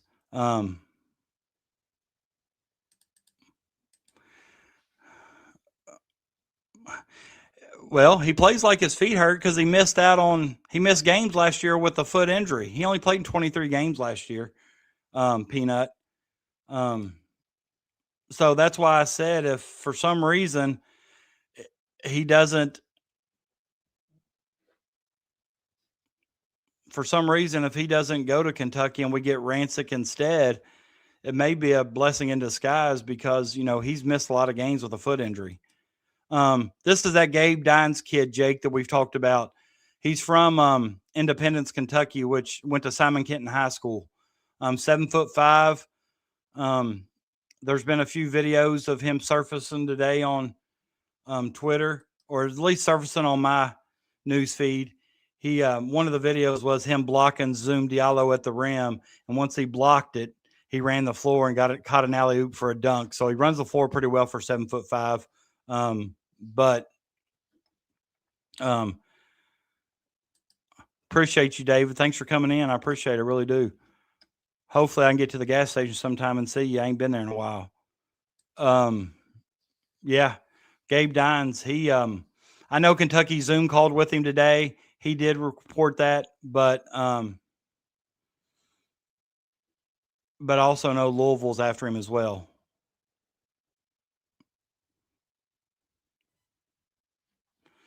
Ronnie, yeah, but I know Pat Kelsey's already talked to him as well. So hopefully we can beat out the little brother for a recruit. That'd be nice. 7-foot junior, average 11.7 rebounds, 1 point. Yeah. No, I mean, not a bad stat line. He's going to help whoever he goes to. He seems like Jasper, too cool to try hard or something. Who are you talking about there, Peanut? Did I miss something? Freeman? Oh, no. I don't think that's the case. I really don't. I think he's kind of a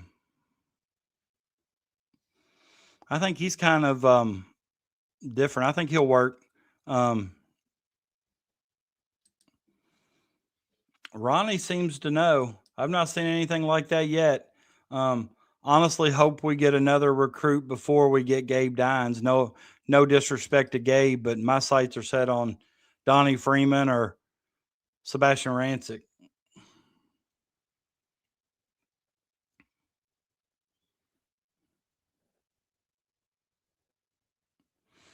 Yeah, I'm not seeing anything, honestly, about any new.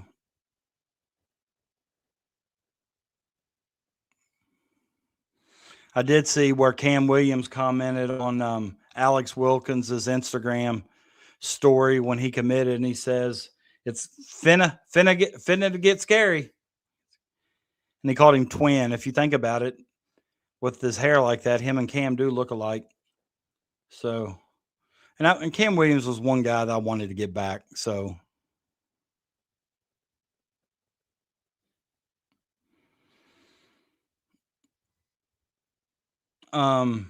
that James Madison power forward, Justin McBride, been a lot of speculation too, that with him coming on a visit, that would mean that we're out on either Rancic or Freeman. But let me just tell you a little bit about this kid here. 15 points a game, 6 rebounds, 49% field goal, 40% from three. And he's had 10 games or more with 20-plus points, multiple 30-point explosions. This isn't just production, it's impact. 6'7" forward who can stretch the floor, score at all three levels, and show up in big moments. He will be taking a visit to Kentucky. Justin McBride out of James Madison University.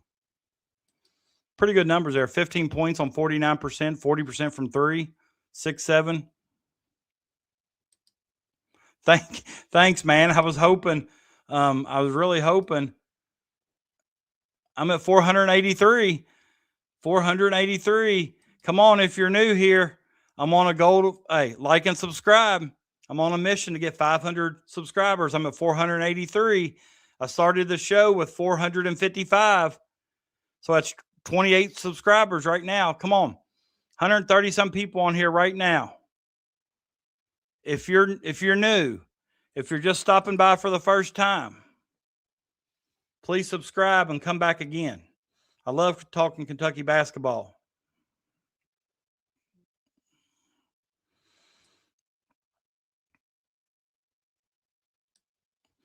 Now, this is, I agree with this, Ronnie. That's one of the things that stuck out to me about Dines when I was watching him. This is what I was talking about. I wanted me to reach my goal. I appreciate it. Come on, guys. Come on, 17 more. But next commit, you'll go way past your goal. I hope you're right. I appreciate you. I'm up to 488. We're getting there. Thank you, Chris. Appreciate it. Thank you, Peanut. Appreciate it. I knew the Big Blue Nation would come through for me. Vandy says Arizona will drive up the price on Dines. Believe that. And I think a lot, and I think that's what we're seeing a lot. And I think, honestly, that's the number one reason why we're seeing commitments take so long now. People aren't committing right away, or even after visits, people aren't committing. And why is that? Because after one visit, they go to another visit to try to drive up that price. Very few people are committing now based on the school or whatever. 18, 20-year-old kids are trying to get the most money they can make because the amount of money they're getting just to come back to play college is a lot more than what second-round NBA draft players make. So, absolutely be talking football. I mean, Will Stein is, and a lot of people are saying, Will Stein's exactly what Kentucky needed. I do know and understand that Will Stein, Mark Stoops also did a very good job recruiting when he first came on campus. I do think Will Steins will take that to another level. I think a lot of players will want to play for Will Stein. But the pass that I saw Minchie make to a Northern Kentucky boy, Willie Rodriguez, who played at Covcath, that pass is kind of like a post pattern. Kind of hit him in. Willie made a good catch on that, but just to hear the way those guys, I think Minchie and I think it was Willie, maybe even, or Minchie and somebody after the game talked about how much they already loved playing for Will Stein. And I think we're going to get there. I love that. I hope you're 100% right. That's what I want. That's what I'm talking about. I love it. I love it.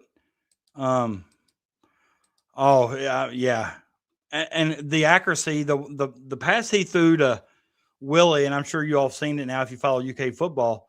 The pass he made to Willie on that post, I mean, that was a good probably 20, 25 yards, and he threw it like a frozen rope, just like, man.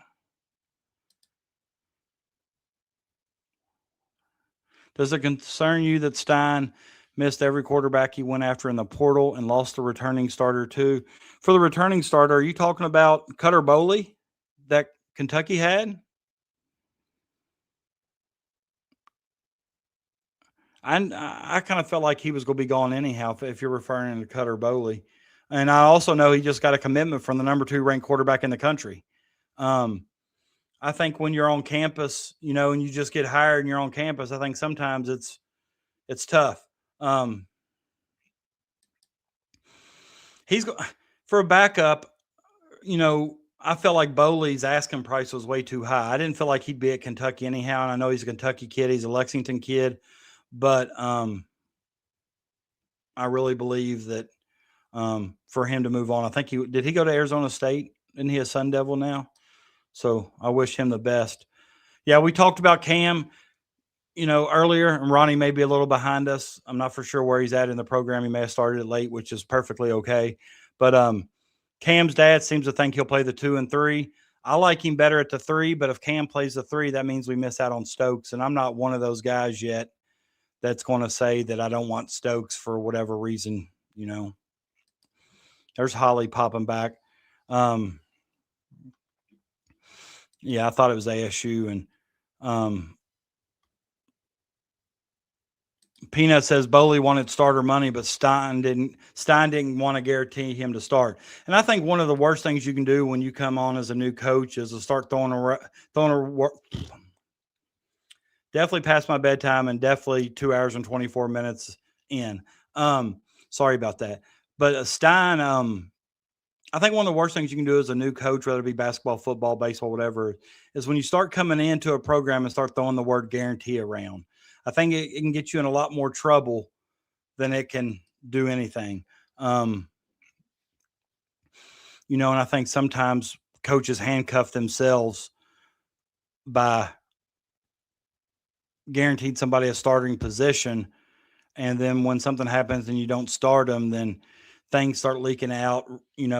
Those players start talking to future recruits and, well, he promised me this or he guaranteed me this and it didn't happen. And players aren't going to want to play for that. Levitt probably misses multiple games next year. I'd almost guarantee that. I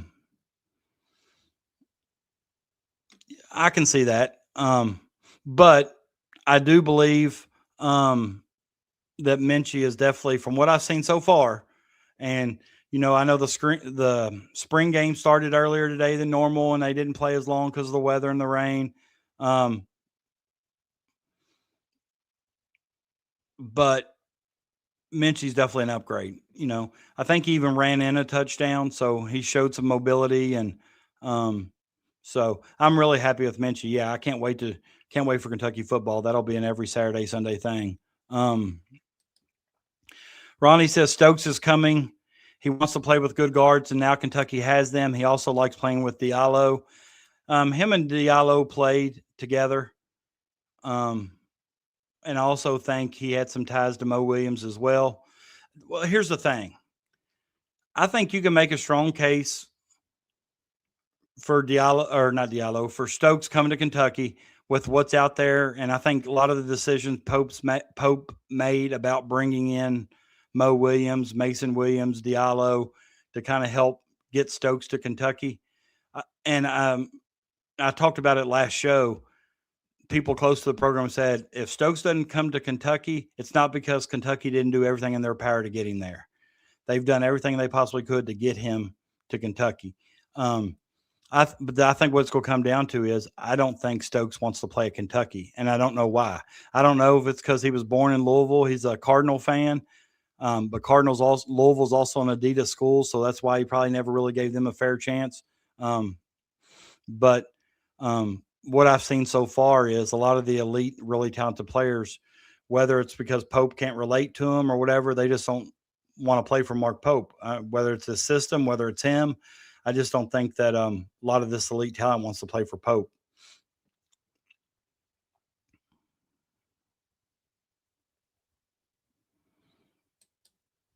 Oh, I just kind of said the same thing. Stokes doesn't want to play for Pope, but maybe I'm being reactionary because I just got some pessimistic news about Stokes from a source close to the situation. Yeah, I'm not going to lie. I hate that. But I never once felt like Oregon was out of the equation just for the simple fact, and here's why.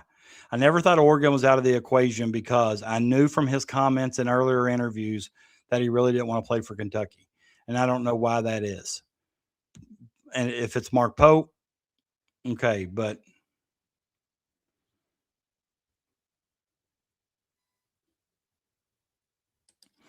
right. I think he ultimately wanted to be at Kansas, but I think Nike's going to be a bigger player in this game than I initially thought. So I think it'll be a Nike school when right now Kentucky and Oregon are both Nike schools. So, all right, guys, I'm going 7 more minutes. I'm going till we get to 12:30. We are currently up to 489 subscribers. So we got 6 more. We're down to 11. Last week, right after Wright committed to BYU, I got a text from an inside source saying we might miss on Diallo as well. Then about 45 minutes before the news broke, I got another text saying, get ready. So maybe it can turn around in the moral of the story. Right. And I think, if you saw Zoom Diallo's comments, or I think it were his comments or somebody put him out there as his comments, he felt like the visit at Kentucky didn't go well because he felt like Kentucky was solely focused on Rob Wright and that he was their number one priority. And he felt kind of disrespected and slighted because of that. But I did see a lot of national people say that Zoom was upset with Kentucky for how the visit went. Kentucky purposely had them on campus together to try to lure Stokes, but Zoom was upset because he thought they paid close attention to, or not close attention, but Rob Wright was their number one target or priority, and I don't think that's ever been a secret. But they also said that Zoom would more than likely commit to Kentucky if they come back around because of the offer that they had submitted. And it was significantly higher than what any other school had given. So all right, Dave, appreciate it, buddy. Thanks for stopping by. I don't know if I'll see you tomorrow, but I'll try to get there soon. Bryce Albies on a Zoom wasn't my first choice. Wilkins was always my first choice once he hit the portal. And I kind of like Jalen Cox from Colgate. I really liked him, but either he didn't visit on Wednesday like he said, or his recruitment is awful quiet. There was a stretch of time. Well, and I think Crash, I heard, and maybe I thought that because somebody had put on social media that they had asked Stokes on his visit, what 2 players do you want to play with? And the 2 names he gave them was Zoom and Wright. So maybe that's why they thought if they got Zoom, or if they got Wright and Stokes, they'd also have Zoom, or if they got Zoom and Wright, they could also get Stokes. But I'm not going to be one of those doom and gloom that say that now that Pope got Zoom to commit and got Wilkins to commit, that they're not the right fit. I think if you do that, I think you're just a miserable person that don't know how to be happy.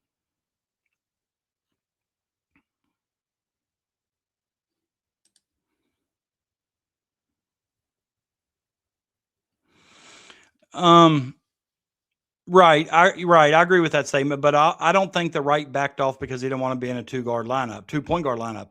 I don't think Wright, and I've said this before, I don't think he ever had any intentions on coming to Kentucky. Maybe I'm wrong.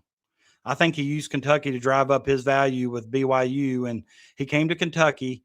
He changed his offer. He wanted $1 million to $1.5 million more than what he originally said, and I think he did that to bump up his price, to take it back to BYU and say, here's what they offered me, match it.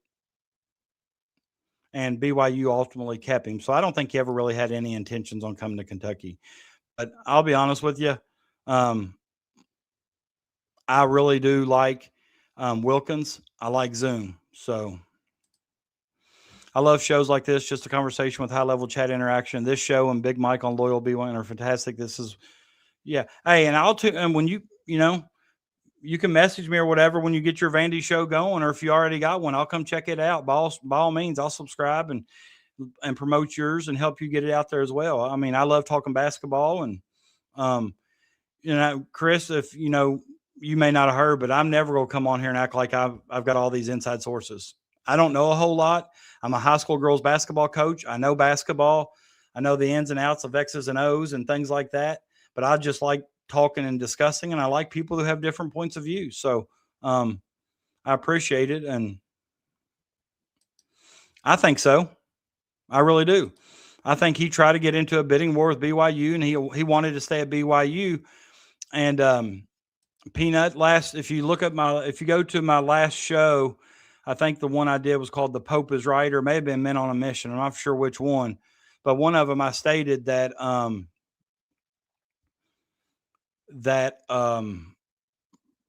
I showed a video of Wright, and Wright basically stated in his interview that if he was going to be on the college floor, no matter what year it was, if he was going to play or return to college basketball, it was going to be for BYU. A lot of people were saying that was from the year prior, but I don't know that to be certain. But here's what I do know. I felt like he used Kentucky to drive up his price and get BYU to match it. And BYU, and it's been no secret that over the last couple of years, BYU's had a lot of money. They got AJ Diabonsta, then they signed Colin Chandler for $3 million. And I agree. I really truly believe and hope that Pope's willing to just throw an entire bag at Stokes, make almost like a offer he can't refuse. Because I was pro Zoom the whole way. I'm glad we ended up with him. Right is at his ceiling. Zoom has motivation to get better as a prospect. That's a very good take. Not disagreeing with that. I do like Big Mike from Loyal BBN. I haven't. I've only checked out his show a few times. He always seems to be on when I'm not able to just sit down and listen. Start having guests on the diss the fans. Oh, that's not good. Not if you're wanting those fans to tune into your show. Supposedly his parents admitted he used UK to drive up his offer from BYU. See, I hadn't even seen that. That's just the vibe I got. I don't, and it's, after I saw that video, I definitely expected him to go back to BYU, and whether it was from 2 years ago or 5 or last month, I just felt like he was using Kentucky.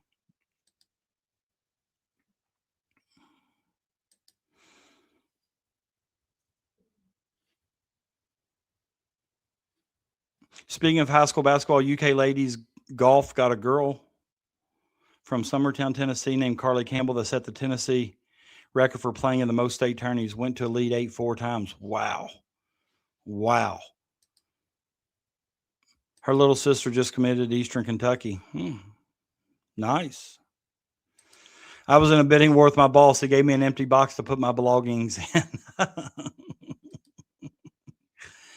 I can tell you what happened if I got into a bidding war with my boss. He'd give me an empty box for me to put my belongings in. He'd tell me I was replaceable. Nice. I'll have to keep up with her. That's awesome.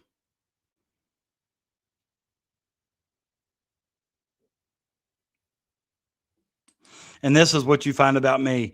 When I come on here after a big Kentucky win, I'll be excited. When after a big Kentucky loss, I'll be doom and gloom and think the sky's falling. Not necessarily the best fan to be, but that's just how I do it. I love Big Mike. I'm not going to lie. I love him.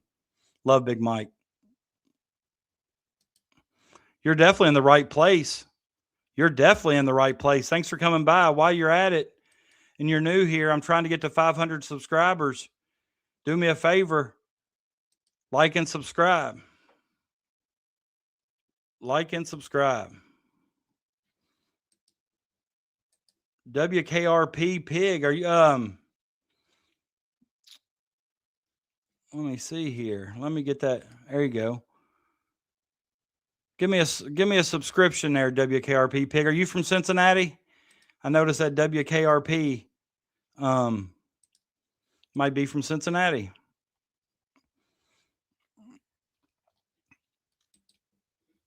Asked some of those in the chat 2 years ago when Vandy went 2-10. I was screaming, fire the whole staff. Thank you, man. I appreciate it.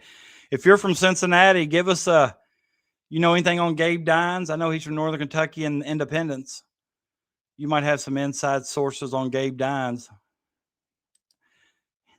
Yeah, right. I'm not gonna get too big. I'm from one of the smallest towns in Kentucky. However, I did graduate from the same school as George Clooney, and he did all right. So, not that I'm going to ever compare myself to George, but Big Blue Cat 06. Heck yeah! Thanks for stopping by. Love it, love it. I am from Augusta, Peanut Butter Posse. Where are you from? Augusta, Kentucky. George Clooney. You know, Byington, yeah, he's done a heck of a job at Vanderbilt. I actually saw his name being thrown around for North Carolina. And I also saw his name on a short list that if Kentucky were to fire Pope after this next year, that Byington would be on that list. But he's made Vanderbilt relevant in the SEC again. He's done a heck of a job.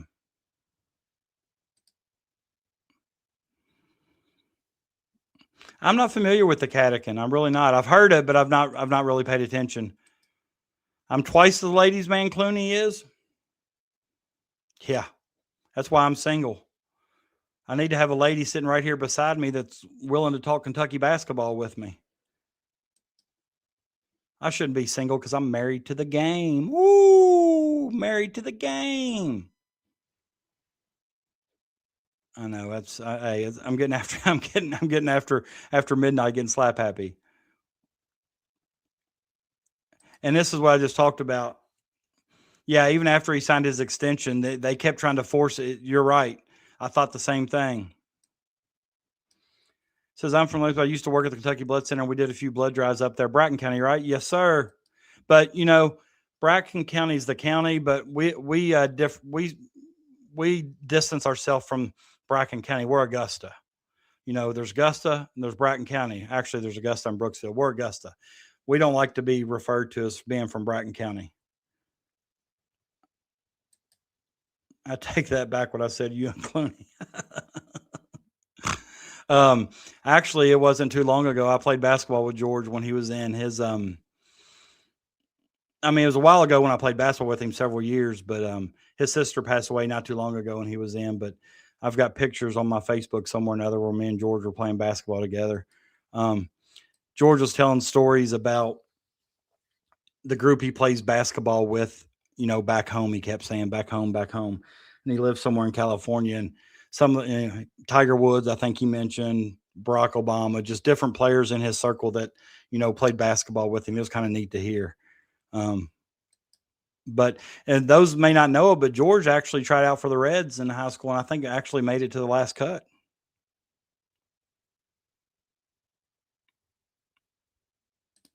Yeah, downtown Augusta. Yeah, it's called the boat regatta in Augusta. My brother's actually the principal of Augusta Independent Schools. So, I worked at Bracken County for the first 15 years, so I was just kidding about the statement earlier. I enjoyed working out there. Do I think Pat Kelsey's on the hot seat this year? That's definitely being speculated. A lot of people are speculating that the roster he's constructing this year, they're comparing it to the roster that Pope put together last year. Like, a lot of the players are good players, but the pieces don't fit. There were several players that transferred out of Louisville as well. He's done a really good job since Kenny Payne left.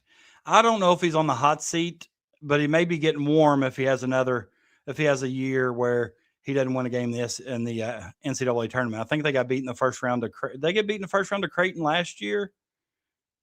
I don't remember, but they haven't had very much success in the NCAA tournament with Kelsey.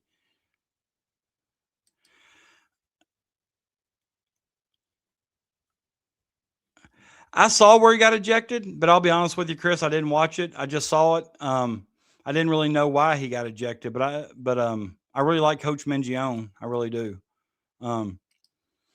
I think he has a place in Italy, and he may stay there some. I don't know if he lives there permanently or not, but I do know that his sister passed away several months ago, and we've had several movies filmed here. Lost in Yonkers. Go look it up. It's a really good movie.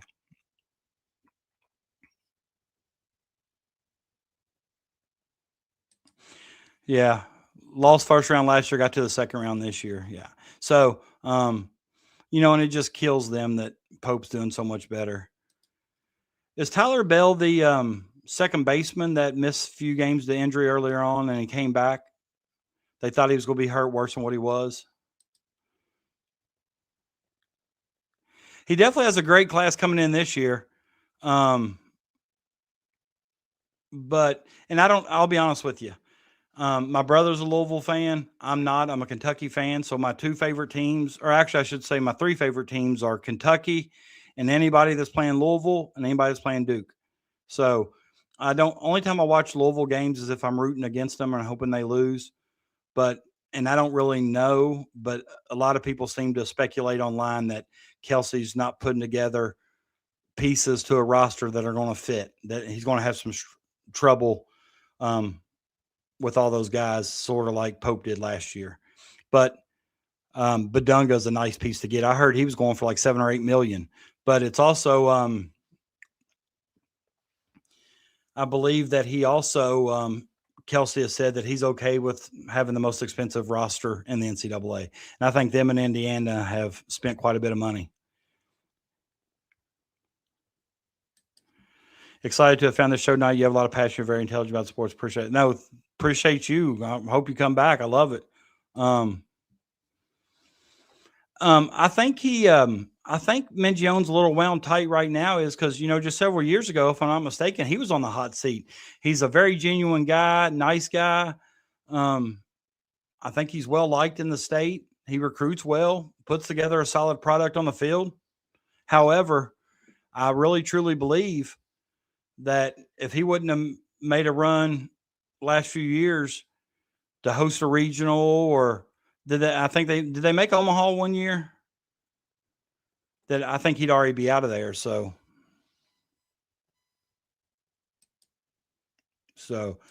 yeah, last night that was crazy about that grand slam. I think that kid only hit one other home run, or maybe one other hit or something. He wasn't a guy that you'd expect a grand slam from in the bottom of the ninth to walk it off. I think if they underperform too much,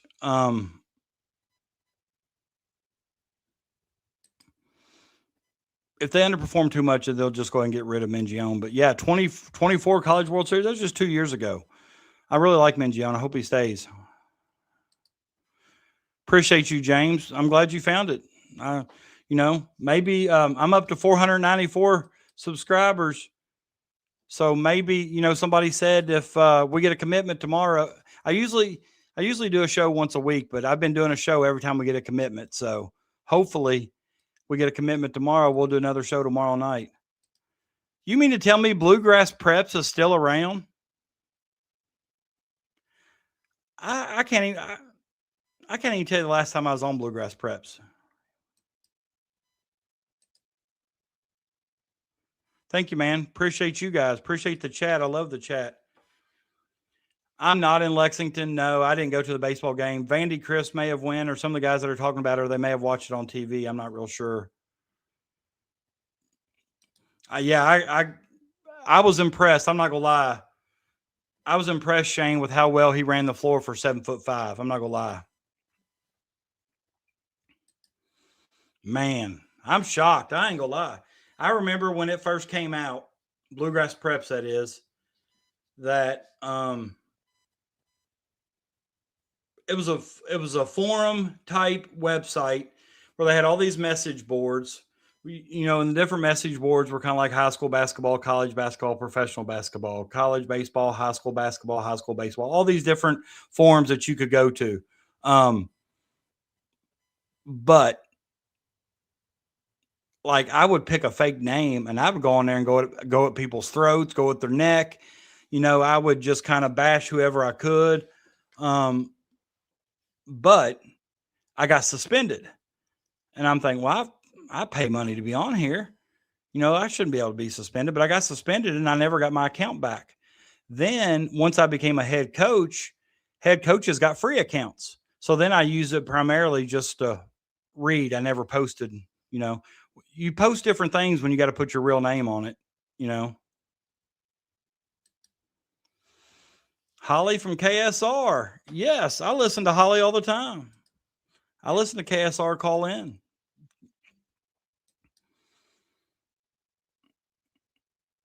Is this the same Peanut that calls into KSR? I hope. I love Peanut. I never thought about that. If that could be the same Peanut that potentially calls into KSR. I used to call into KSR, and then the school I coach at Pendleton County, and that's where Dante Allen went. I actually coached his sister in high school. She was a really nice player too.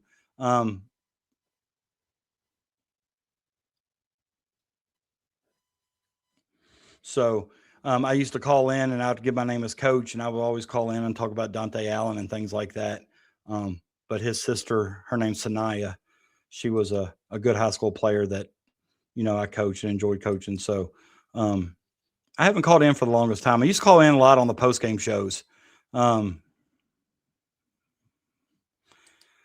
Thank you, Terry. I appreciate that. I appreciate that a lot. Feel free to talk in the chat with us. I just showed you. I told you I was getting out of here at 12:30. It's 12:43 now, and I'm still going. So I appreciate all you guys. I'm up to 495. But no, I'm 1 o'clock at the latest, guys. 1 o'clock at the latest. I actually, on my very first show I ever did,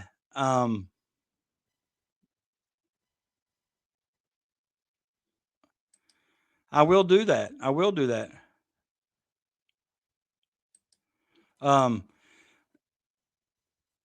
But I forget what I was saying now. On my very first show I ever did, somebody commented on it and said, if I see your show and I see it's 2 hours long, I'm most likely probably not going to watch. You need to start doing your show in 20-minute segments, which I've never done that. I got too much stuff to talk about for 20 minutes. And whenever the chat's popping off like this, I could stay on here, as you can tell, already 14 minutes past when I said I was going, which is fine. I don't have anything to do tomorrow, but I just don't want me to fall asleep on here while you're all watching. But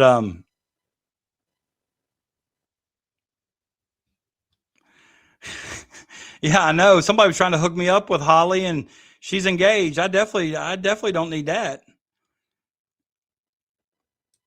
Yeah. First time. Yeah. I remember the first time I called in for that reason only, just so I could hear him give a hoo-ah.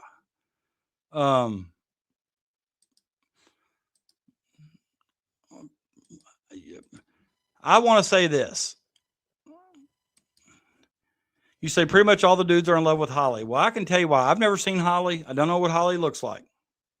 But when you got a chick, a woman, a girl that knows sports and can put a scouting report together for you like Holly does, hey, you put a ring on it. You put a ring on it. So, but if Holly, I don't know if, and this is, I'm getting a little slap happy now, and this is getting off Kentucky sports, but it also kind of deals with Kentucky. How many of y'all, I actually subscribe, so I watch it, but how many of y'all actually keep up with the Redneck Brawl? Do you all watch those promos that get out there on Redneck Brawl? It's the craziest thing I've ever heard. I've watched the last 2 or 3 shows, not live in person, but actually pay-per-view to watch them. But you have to, you got to tune in.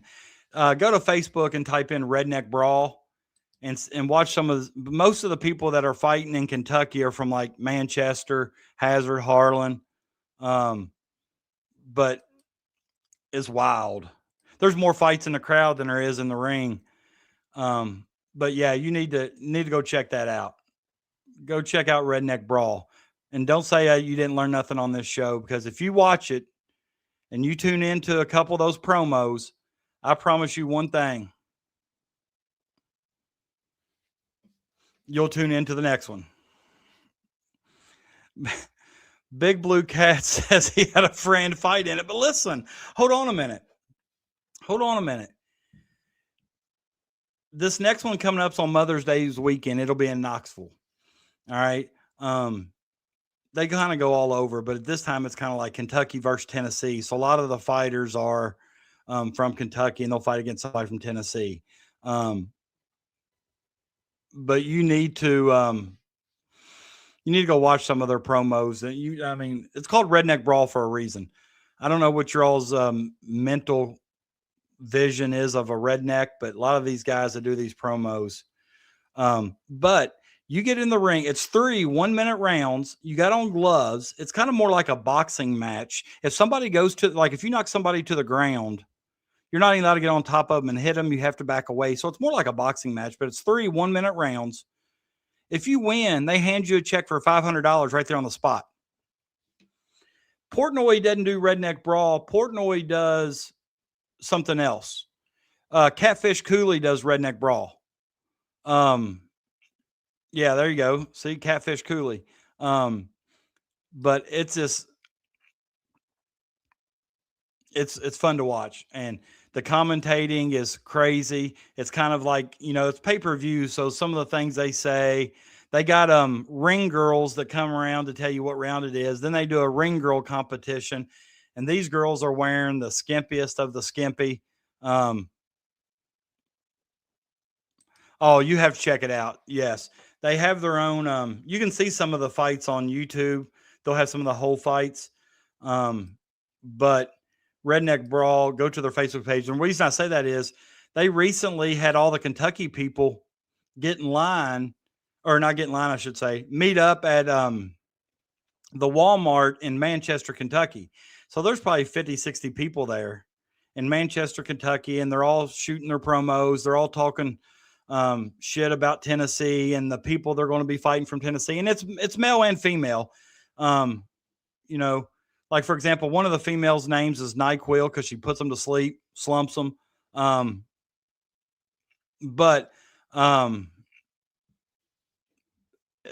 think this one is Knoxville. Is it West Virginia, Kentucky versus West Virginia, Knoxville? Maybe it is. The answer is yes. It is worth watching if you're a Kentucky fan. But anyways, they have all these groups of people in Manchester, Kentucky, this Walmart in the parking lot. Billy Hubbard is kind of one of the, he does the ringside announcing or interviews at Redneck Brawl. He's like a comedian. I think he's from Manchester, but they're all there. But a fight breaks out there, and the cops are called, charges are pressed. It's absolutely wild. I'm just telling you. It's called Redneck Brawl. They do ring girl contest. But no, if you win your match, you call out an opponent from Tennessee or whatever.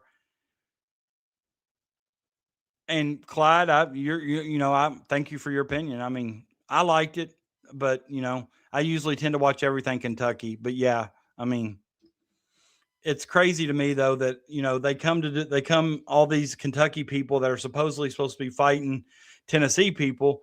They come to Manchester, Kentucky, and the Walmart parking lot, and the cops end up getting called because there's fights breaking out.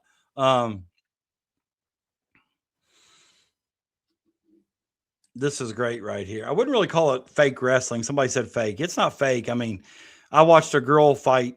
There was a girl fight on there, and a girl got her nose broke.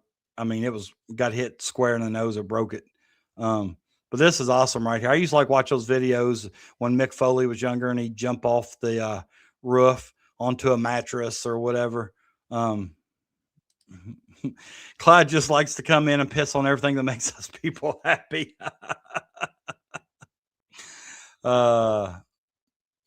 He's just giving you a hard time, Clyde. But if you're new here, click on the subscribe button for me. I'm up to 497. I'm trying to get to 500.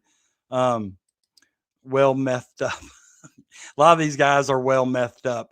But anyways, there's a guy from, and some of you all may know him, but Daryl Hinkle of Hinkle Construction. He's going to fight somebody from Corbin named Denver Baker from Corbin. So it's Denver Baker versus Daryl Hinkle, because I think Daryl Hinkle supposedly has a reputation of being a cheat, or he runs a construction company that kind of steals people's money or takes the job and doesn't ever finish the job, but gets paid for doing the job, whatever.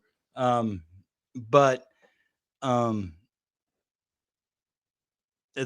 need to check it out. Redneck Brawl.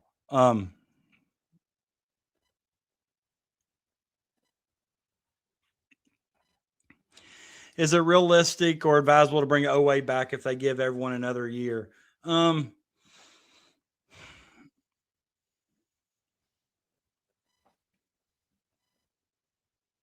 Yeah. No, I think we need to, I liked OA. I appreciate what he did in the 2 years, but I just go ahead and let him go. But I think Pope and OA had a pretty good relationship from what I gather. So if he wanted to come back, I'm not so sure Pope would tell him no.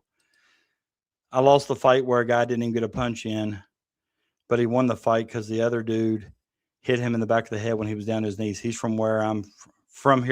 Yeah, I've seen that. I know exactly what you're talking about. He got disqualified. I think he got warned once or something, then he did it again. Yeah, I know who you're talking about. I watched it. I've not missed one. I've seen all 20 some of them, or however many there are. When I paid, it's like $20 a month subscription. So I always pay for it right when there's a new one getting ready to come on. And then I'll have it for like a week or so when I watch all of them. And then I, cancel the subscription so I don't get charged more than a month. But it's like $19.99 a month. It's pretty steep. I'm serious. But I think that's the thing. I think we just need to let OA go ahead and go on.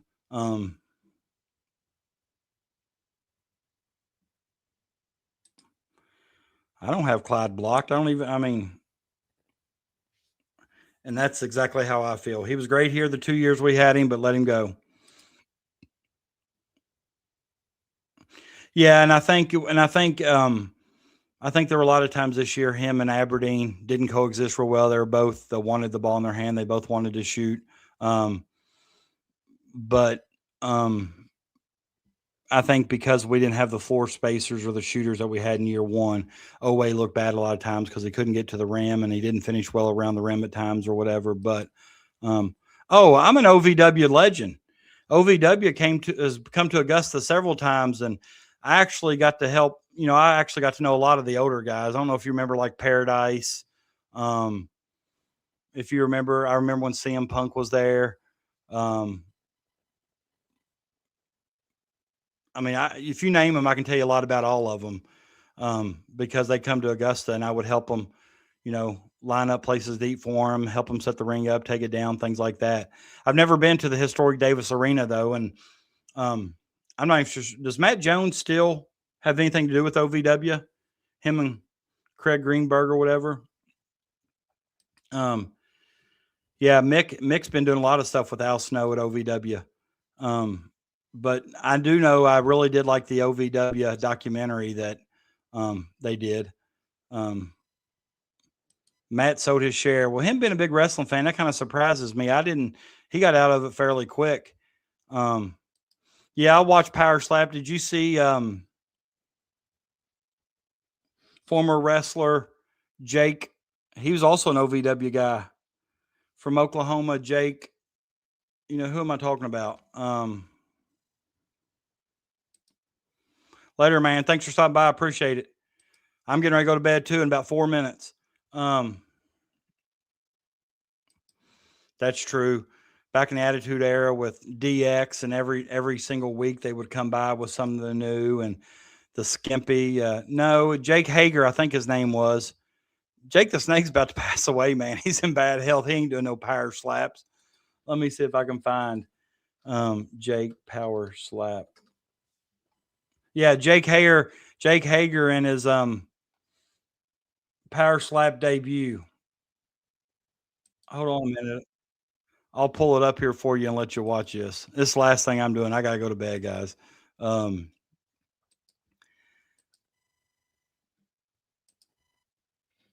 me get this up here. I can probably find a better video than that. Oh, man, what is that nonsense? All right, hold on. Where did it go? I lost it. All right, let me get Jake Hager on here and this last thing.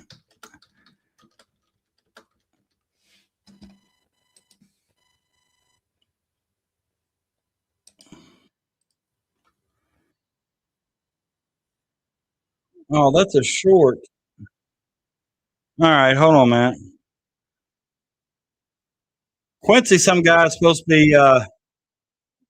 Quincy is some guy supposed to know a lot about Kentucky basketball. I don't really know. I think he's on. Is he on TikTok? Maybe. Not real sure. I want it on. I don't necessarily want it on shorts.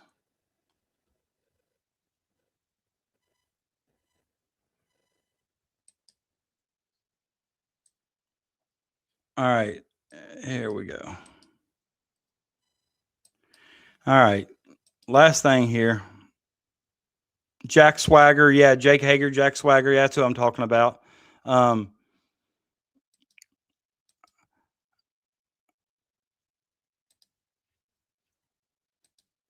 right, let's Power Slap 19 Heavyweight Showdown. Former WWE superstar and undefeated What are we doing here? Come on. MMA fighter, the All-American Jake Hager, steps in against Devin Big Jinx Jenkins. Devin wins the coin toss and strikes first. Boom! A thunderous opening slap from Jenkins. Hager answers with a vicious hook sound kill. Vicious hook strong and clean. First slap from Hager lands heavy. This is Jenkins trash. Hold on a minute. That's trash. I don't need it to cut off every time. Let's just go to the short then, and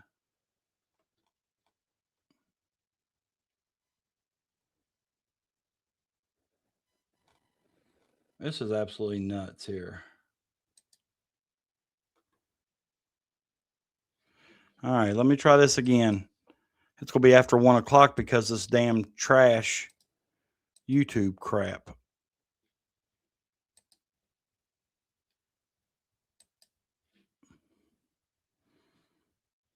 All right, let me see if I can. All right, this is a short here, so, but it kind of.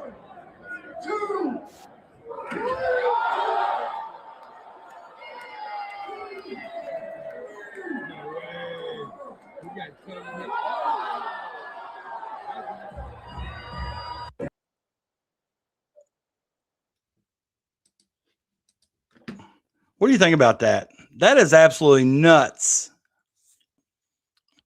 All right.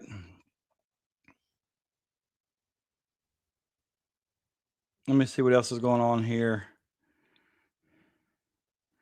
Quincy's predicting a Freeman commit. I should say, I said commit tomorrow. I'm not going to be upset with that. Quincy does have inside sources typically. Captain Crash thinks Rancic comes too. So I've heard they're very confident about Freeman. I haven't got a prediction about Rancic yet, but they said that they feel good about him. That I don't know. I seen a clip he was talking about Freeman, but he's live now. All right. Well, I'm going to bed. Where can you find Quincy at? Y'all can go over and watch that. Then y'all can tell me. You're a beast, man. You're a beast. I need more than an espresso. Big Blue Cat, where can they find Quincy at?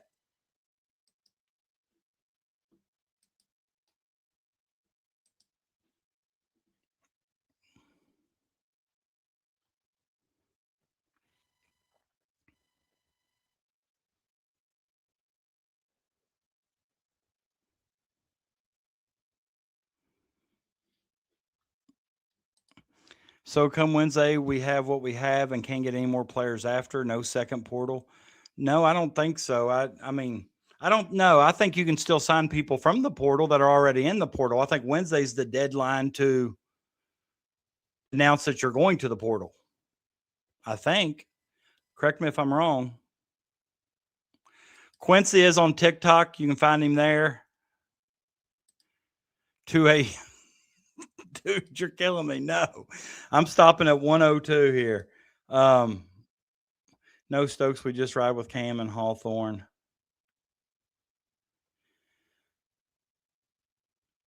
I don't have TikTok either. I don't do TikTok. I don't. I've never even downloaded the app, so I'm not going to start now. But you all can go watch Quincy or whatever.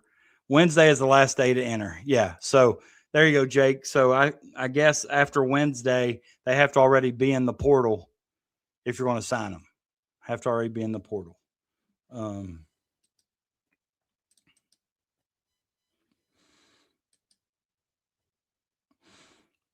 on here a minute.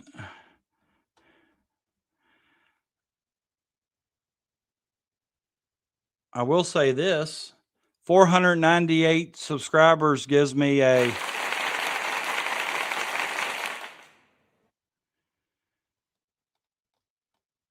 found out another bunch of sound bites on here. All right, here.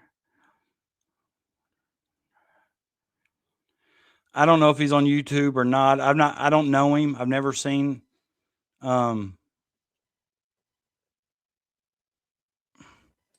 Thank you guys. Thank you guys. Hey, if we have a commitment tomorrow, I'll be back on tomorrow night. And hold on a minute. I'll put on the bottom here.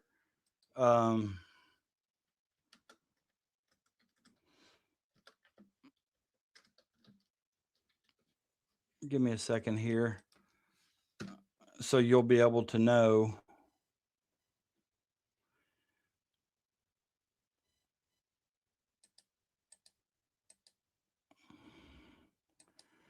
All right.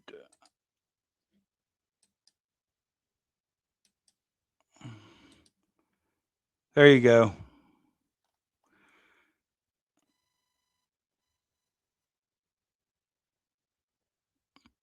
That's my X name down in the bottom left-hand corner. Well, it's my bottom left. It's probably your bottom right. Add me on X. Uh-oh, Peanut, don't do that to me.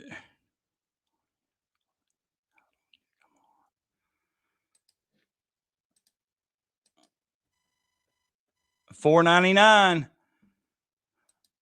$4.99. I'm gonna stay on here.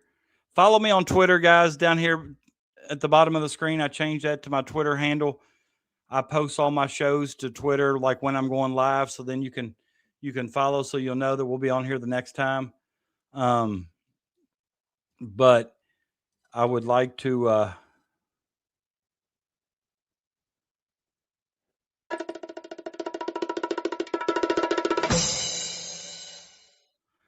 come on. I'm going to keep drum rolling until we get number 500. Come on. I'm at $4.99. Come on.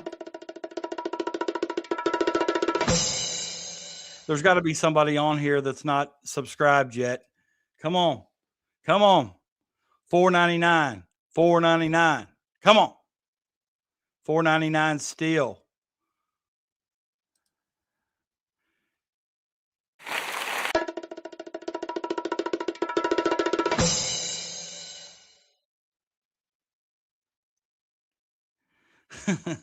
Peanut, you're nuts. That's funny.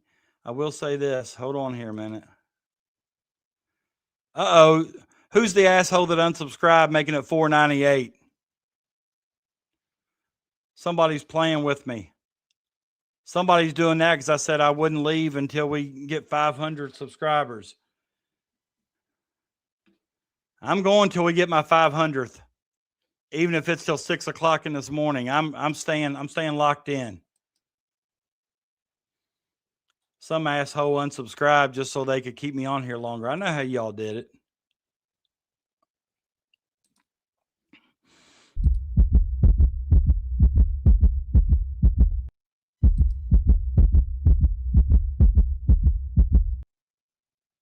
I gave you all an inside look at my must have been you by you.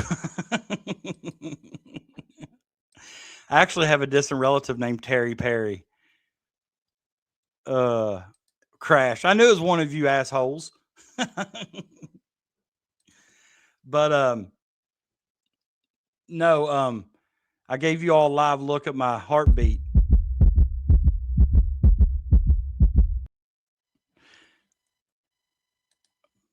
Here's my response. He says, "No, sir." So here's my, when he said it was my, when you said it was me, here's what I was thinking. Duh. Oh, you guys are great. I absolutely love it. I'll have to start earlier tomorrow because I got to work on Monday.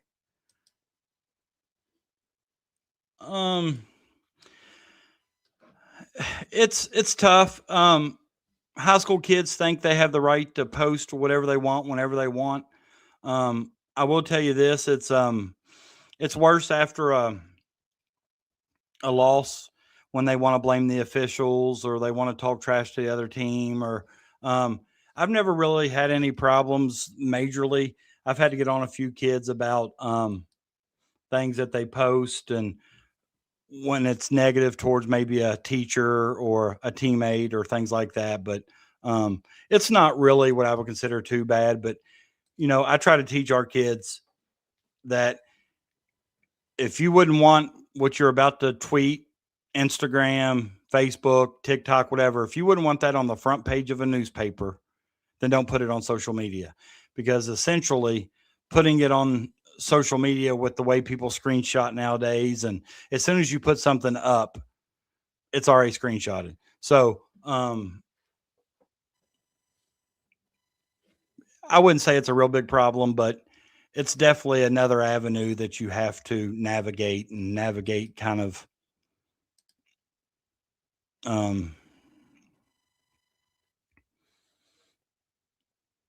this is true. This is true. Ohio was one of the first states where their high school athletes couldn't get paid for their NIL.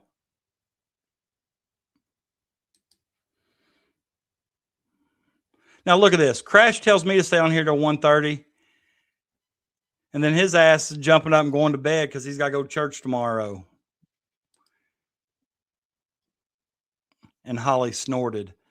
Yeah, she snorted because she probably laughed at the same thing I was laughing at, that he sit here and unfollowed me and made me stay on here. But no, I think I'm about to, I can't quit yawning. I'm going to go to bed too. But no, guys, seriously, thank you. I can't tell you enough how appreciative I am of the conversation, the back and forth, the banter. No matter what, we can disagree about players, their value, whatever. But the one thing we have in common is we're all members of the Big Blue Nation again, or Big Blue Nation. So that's fine. I I can't do it anymore, man. I'm serious. But thank you guys, really, wholeheartedly, for coming on here and chatting with us. Southern Indiana. No, I'm from Northern Kentucky. I'm probably not far from you. I used to go over into Southern Indiana for the gambling, or Argosy, the Belterra. I guess it's, Hollywood now. I'm not real sure. I haven't been over there ever since Hard Rock, but that's crazy that there's so many Kentucky fans in Indiana, which of course, if I was from Indiana, I'd be a Kentucky fan too. The Hoosiers have been irrelevant since what, 82, 87? When was it Keith Smart hit that shot against Ronnie Cycli in Syracuse? Was that 87?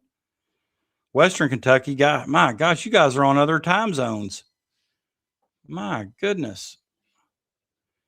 You guys are on other time zones. And you're still, no wonder you all don't care about. Crash is probably from somewhere that's like 5 or 6 hours behind us. Yeah, they do. And them in Louisville have said that they don't have a problem being the university that spends the most money on their roster. So Paintsville, that's in Johnson County. Paintsville. Lexington. It won't be long before I go to Lexington. I got to get up there.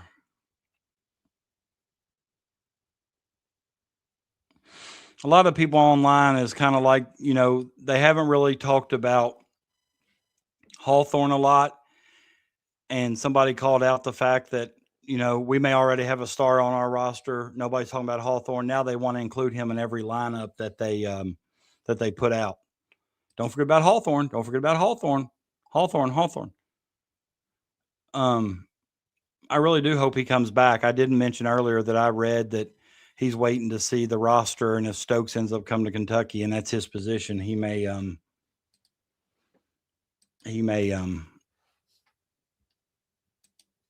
decide to enter the portal. But like I think Jake or somebody said, Crash, it would have to be done awful soon, and I don't look for Stokes to commit that quick.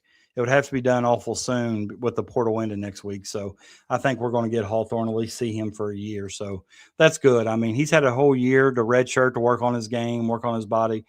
I hope we get an opportunity to see him play. I really do want to see what he can do.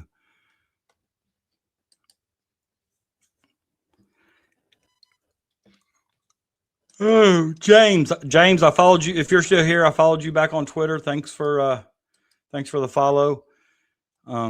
Anybody else that wants my Twitter account handle down there? I mainly tweet sports about Reds, Bengals, Kentucky baseball. Well, not really much Kentucky baseball. Reds baseball. Some guy coming on here a little late. Yeah, we talked about that. Not only that, Icon, if you're listening, they've been whining and crying the Pope ain't been able to get commits. And when he does actually get one, and then they want to sit there and badmouth the kid saying, oh, he can't shoot, or he's not going to fit with Diallo, blah, blah, blah. So those are the worst kind of fans in my eyes. I'm not going to lie. Hey, Icon, if you're new here, go give me a like real quick. I'm at $4.99. You can be subscribed, or give me a subscriber. You can be subscribed number 500. Go subscribe real quick. You can be number 500. Come on.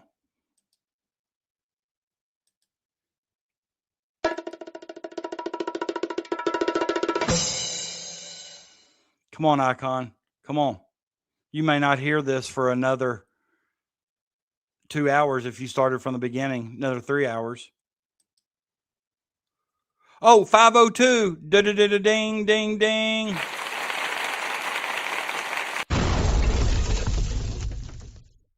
Thank you, guys. I appreciate it. I really do. Means a lot. 502. 502. Never dreamed I would get there. I appreciate it. Guys, thank you once again for coming and joining me, spending 3 hours and 21 minutes with me on this Saturday night. Remember, when we get Freeman or Ranchick tomorrow to commit, because one of them's committing tomorrow. When we get one of those two to commit tomorrow, we'll have another show tomorrow night. So I'll see you guys back here tomorrow night. Thank you once again for the interaction, the conversation.